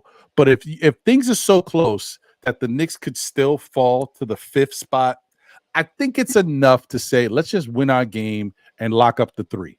They win, they're the 3rd seed. It's locked up. And to me, that's the most important. Because to be honest, only thing that mattered to me in this last couple weeks of the season was the Knicks need to get to 3rd. Because if you get to 3rd, you stay on this side and Boston stays on that side. And then the only time you can play Boston is in the Eastern Conference Finals. To me, that's very important. So that's all that matters. Knicks win tomorrow. We don't got nothing to worry about. They lock up 3. If the Knicks win tomorrow and Milwaukee loses, we lock up 2. It's a win-win. All they got to do is go out there and win the game. If and that shouldn't be that hard. Who do we play, Ron? If we lock up 2? Really, if they lock up 2, it doesn't change anything, Danny. It's still the same side. You're still on the Milwaukee side, and you still wind up playing. Let's see, Miami. Yeah, so they would play the winner of wait. Yep, the winner between the 7 and 8, right? So yeah, it would either be. God damn it! Nice, you didn't say that. Okay, why am I saying the same thing Nice just said? Yes, it would be either Philly or Miami. Yeah. Wow. Okay. I'll take that. Hey, I mean, it kind of stinks, right? Because you're like, technically, Philly and Miami is better than the Pacers or Orlando, and yet we would have to play them in the first round. It's funky how things work out, but Ron, but this year is different. We just like I said early on, we cannot have the mindset that but who do we match well against? This is playoff, baby. We want the best. And if Philly or Miami actually had their short end of the stick to face the Knicks, with this Knicks team, you gotta feel comfortable that I understand that Miami Heat, what they did last year, but we talking about this year in New York Knicks. You need to have hopes, right, man. We gotta bring that hope up as much as we can, because with what we see with this team, man, anything is possible. We getting ready for Boston. We just getting ready for Boston. Yeah, I hear you. I'm with you on that. I'll be honest with you, and this is not. I don't want it to come off the wrong way. I really don't want to play Miami in the first round, but it's not because I'm worried about Miami. The Knicks can beat Miami. It's just when you play Miami, it's like the Knicks got to beat Miami and the refs. You know what I mean? Like, I don't want to deal with the dumbness that Miami gets away with, and the fact that they could hurt our players out here and they don't call nothing. There's no repercussions for the dirty way they play. Like, I can't keep seeing that. Like, I would have to lose it. Like, if I'm a Knick player on the court, I'm like, yo, something's gonna happen. Y'all gonna get this right. Like, if some craziness happens in this game, the next game y'all gonna get it right, or we're gonna have an issue. Like, I don't. They keep letting them get away. I just saw a video the other day of Bam getting somebody on Orlando or somebody on an arm bar, and I'm like, yo, what are they doing? Like, he's dirty. Bam is dirty too, man. Man, it's crazy. Like, that's the only thing I worry about. And because you guys were like, hey, well, if it happens, we just play. We got to do it. Yeah. Can you imagine Bam getting somebody like OG Anunoby in an arm bar? He's done. There goes his elbow. He's done. So I don't know. I don't like that. They get away with too much dirty play. And literally, this would have to go like, if I'm on that team, we going back to 90s Knicks, because me and Miami, we fighting. But Ron, even there's a reason that we pretty much all the team every year, they always try to get the best position in seed. Remember, guys, it's home court advantage. We are not talking about, but this team, but that team. Bro, we have home court advantage. By us having home court advantage, you know why a lot of teams, they scared of playing in the Knicks? It's because the Knicks crowd is crazy. Yeah. They feel like it's an earthquake without even being an earthquake, guys. So if it's either once we make second seed, and it's a fact that we make second seed, we need to be ready. It does not matter. It does not concern us who we gonna be facing up against. Is either 76ers or the Heat. You guys need to be ready for us. It's not us being ready for you guys. We in the second seed. You'll be ready You for guys us. need to prove something. Yeah, 100%. Cully said Mitch got to get himself back to form for Embiid. I know iHeart is coming to play. We need our bigs to go at Embiid if that's the case, and OG to neutralize Harris and Aubrey. Yeah, if we play the Sixers, that's what's going to happen. And if we play Miami, the Knicks just have to go out there and be ready to play physical and don't get caught up in their antics. Kind of like, it's weird, but it's like play your game, but stay away from getting too clustered and caught up. The Miami's always looking for ways to get guys hurt or to put them in compromising positions. If I don't want, it's weird because I don't want to say you got to play the game to win. But like if you're going, like say if there's a loose ball going into the corner and it's about to go out of bounds, unless it's the end of the game and you need to get that ball, don't go down on the ground, man. Because if Bam's behind you, he's gonna fall right on top of you, try to put his weight. Like it's just they do some nasty, dirty stuff. You just gotta watch these guys. So watch out for those.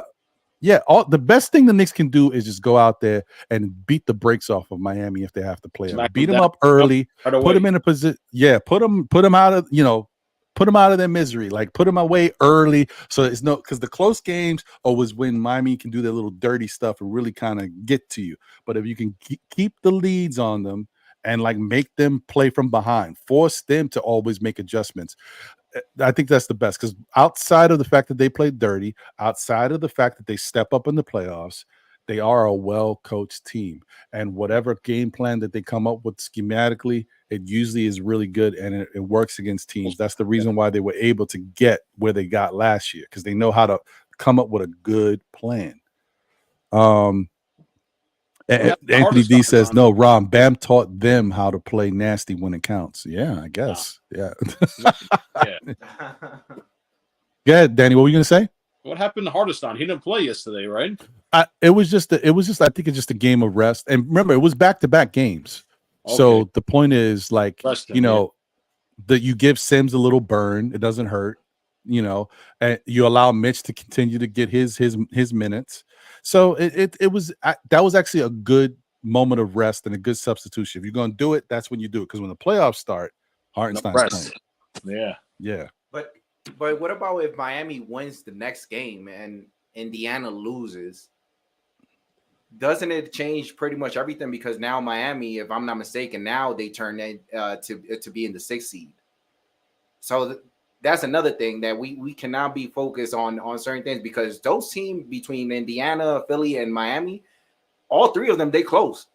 So like we could see it right now, but anything could change if one of them lose or the other one wins. So right. So like I see what you're saying. So if Indiana loses the next game and Miami wins, technically they have the same record, but Indiana might have the tiebreaker. Maybe I don't know. I don't know. That's what I'm saying. I don't know. But it's because we're not focused on those teams. But what I'm just saying, that if somebody just look at both of them and they see, well, Indiana has more wins against Heat when they matched up, or vice versa, it's still out there. So it's so nice. To your point, it's so crazy that not just Indiana, but Indiana and Orlando have the same record, both of them. Yeah. So if say Orlando and Indiana lose and the Heat win, then all three of them got the same record. There you go. Yeah. Crazy. So anything can happen. So it's like, let's focus on getting this home court advantage. That's our main focus. Whoever it lands that we're gonna face up against, that's not the question. Is who's gonna face up against the Knicks, because we in the 2nd seed. Yeah. There's a reason we in the 2nd seed, guys. And that's just saying if we win the next game and the Bucks loses. You know how crazy it is? I'm just looking at it right now. If the Bucks, if Orlando loses, Indy loses, Miami wins, and Philadelphia loses, all 4 of them have the same record. That is nuts. Wow. That's crazy. So that's what I'm saying. Like, you just don't, you cannot determine everything with that, because everything could be changed by tomorrow. Everything that you see right here, Orlando, with everything that we know, might end up being 8th. Orlando might end up being 7th. So it's like, yeah. So it's something that let's let it play out. But at the same time, that shouldn't give us a reason to take our foot out of the pedal. No, push that pedal like a mother flower. Ain't no tomorrow. We want the best position. We want a home court advantage at all costs. And whoever it falls on, they the one that needs to be thinking, damn, we going to go up against the Knicks? It's crazy. Yeah. It's not the other way around, guys. We're not in the AC. We're not in the 9C. So why are we being scared of who's in the 7, 8, 9, and 10? We ain't Come scared. on, guys. We ain't scared. I don't think anybody, listen, I really don't think anybody is, like, when it comes to just playing basketball, I think everybody feels really confident with this New York Knicks team that, you know, you don't want to look ahead, but the only team that you're really thinking about is Boston. Yeah. But like I said, the only thing I worry about with Miami is not about Miami. The Knicks can beat Miami. It's them damn refs and the fact that they're not calling them for the crap. Yeah. And I just don't like that. I don't know what Miami's stronghold is on the league. I don't know. Pat Riley might have some of these refs, might have some Diddy videos. Diddy videos. I don't know what's going on, but like, it's just crazy. I don't know, man. I ain't worried about it though. Bottom line is, once the playoffs start, it's a whole nother season. Knicks just got to take care of business, no matter who's in front of them. Just do the damn thing. We got to smash them. Smash them. Yeah. Shout out to Eric 0215. Appreciate you. Thank you for tuning in.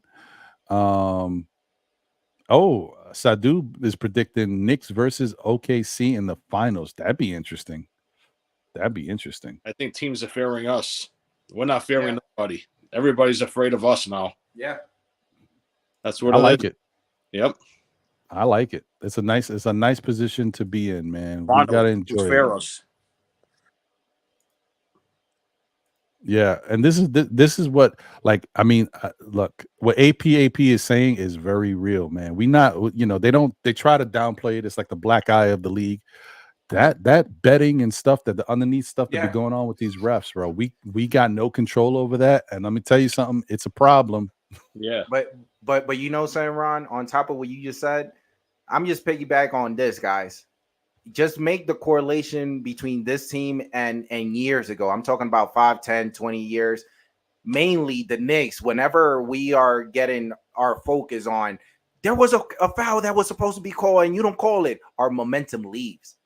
This team is different, because if there's a foul that was supposed to be called and it's not in our favor, we keep on moving on. It's like, hey, guys, we are not stuck on this.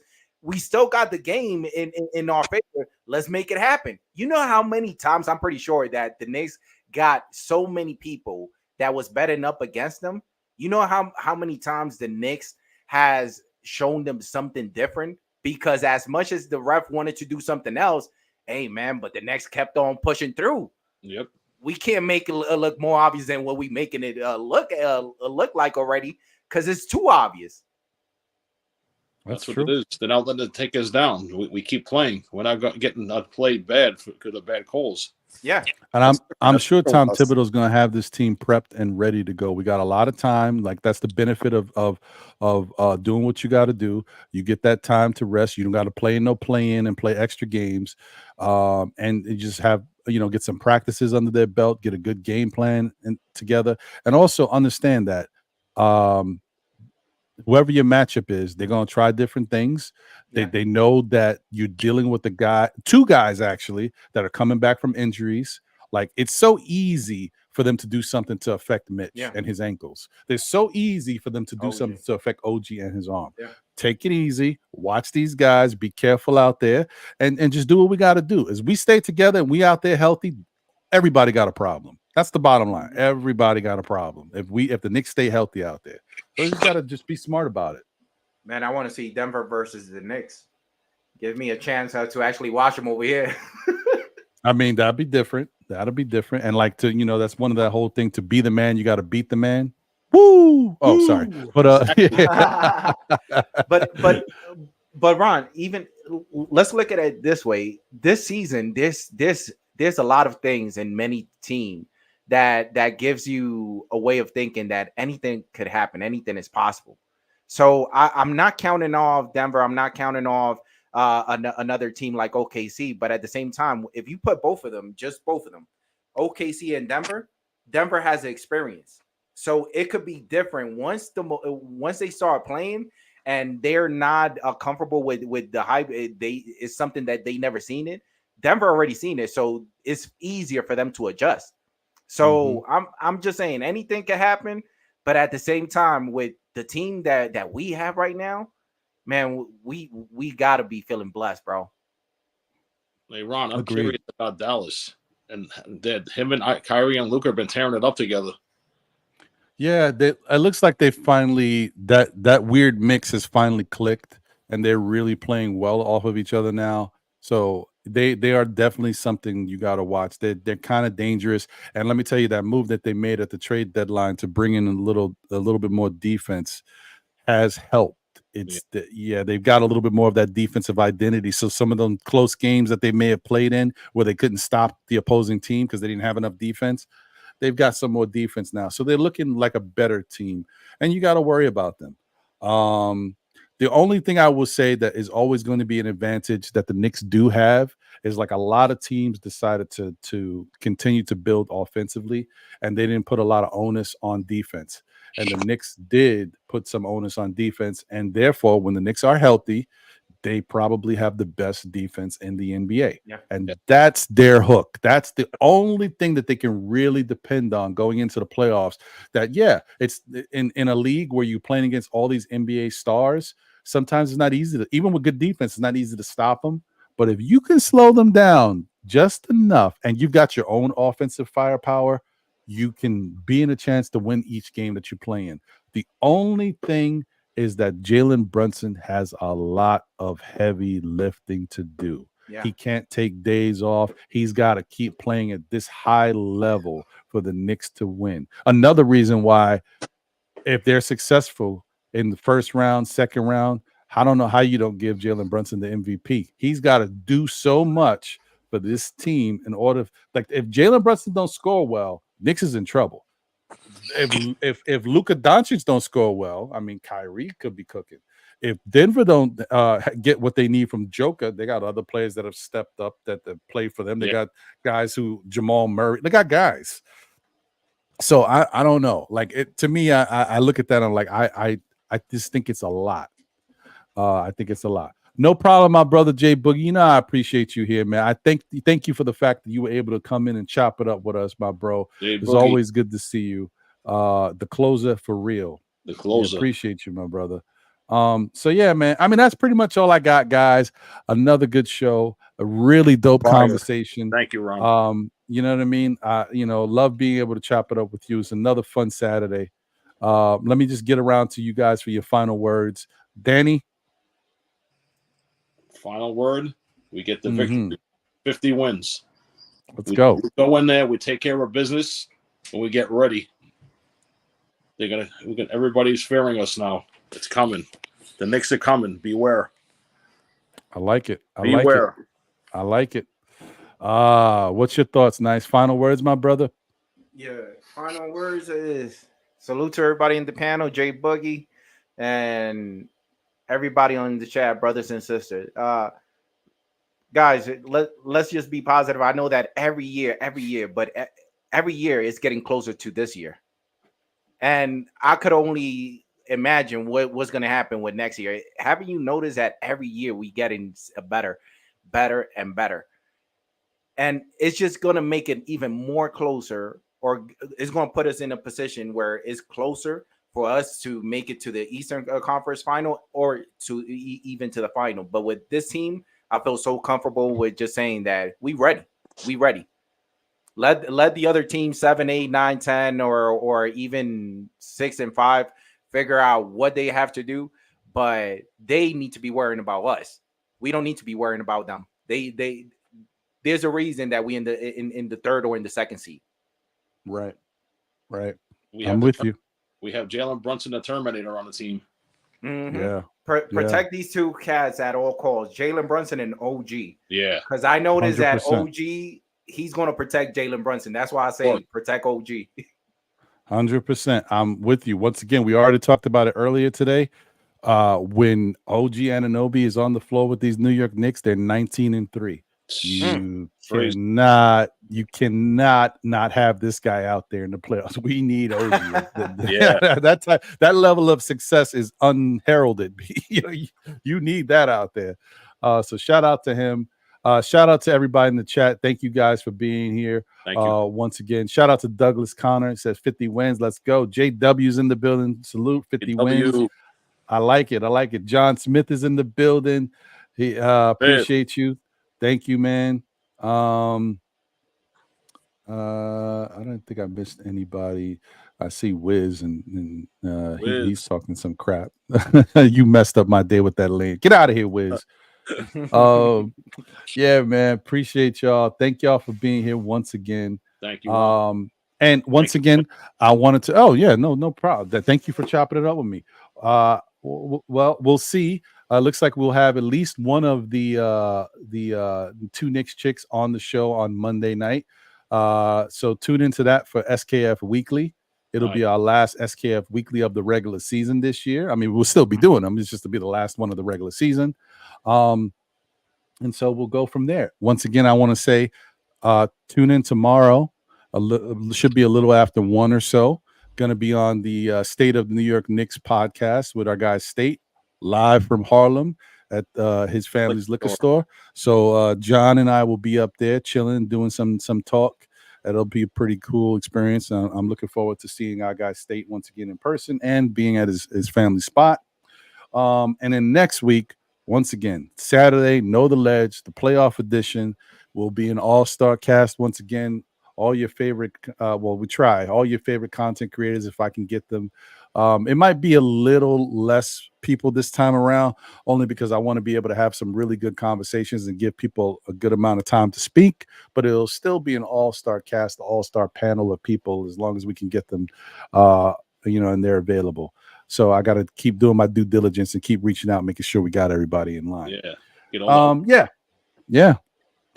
All right. So as I always say, tell a friend who tells a friend who tells another friend. Still, Knick fans, we'll be back again, whether it be on Saturdays at 11:30 for Know the Ledge, when I, yours truly, talks y'all off the ledge. You know what I mean? We don't need no craziness. It's been a long season. We've had adversity. We've got through it. None of this stuff. See if I know the ledge. Don't be jumping out the window. Not over here. Not yet. We good. We good. We're good. All right. And then SKF Weekly on Mondays at 9 p.m. with my brother John and myself and my brother Jose holding it down. The background. Yeah. Now, we may lose Jose again for a little bit, guys. He's going to be going on paternity leave. He's expecting a bundle of joy very soon. It's very soon. So shout out to Jose. I can't wait. I'm so happy for him. But we'll miss him while he's gone, but we'll hold it down in his absence. And then you can also catch me on either Thursday or Friday, depending on the Knicks schedule. I think the next show we got a special guest this Thursday. We're going to be doing the NBA wrap up on Nothing But Knicks, and then we'll be doing the wrap up on the Front Stoop, where we get into some hip hop talk. We got an artist that we're going to be interviewing. He's nice. So I'm looking forward to talking to him. He got some fire music. So that should be pretty dope. And so continue to support our shows and continue to support the Front Stoop. I don't know if you guys noticed. The Front Stoop is Simeon Russell's hip hop channel. And it's not just hip hop, but it's mostly hip hop, but it's, music and all things of that nature. But we are making a concerted effort to kind of get that channel popping again and put some more, there's new shows coming in. It's got the OG show that's on there. Yeah. The wrap up is there. And then, the Front Stoop normal show that's there. And there might be another show that we're working on bringing to this, so we're trying to get that channel popping again with some hip hop talk and other things. So please tune in to the Front Stoop, the hip hop channel.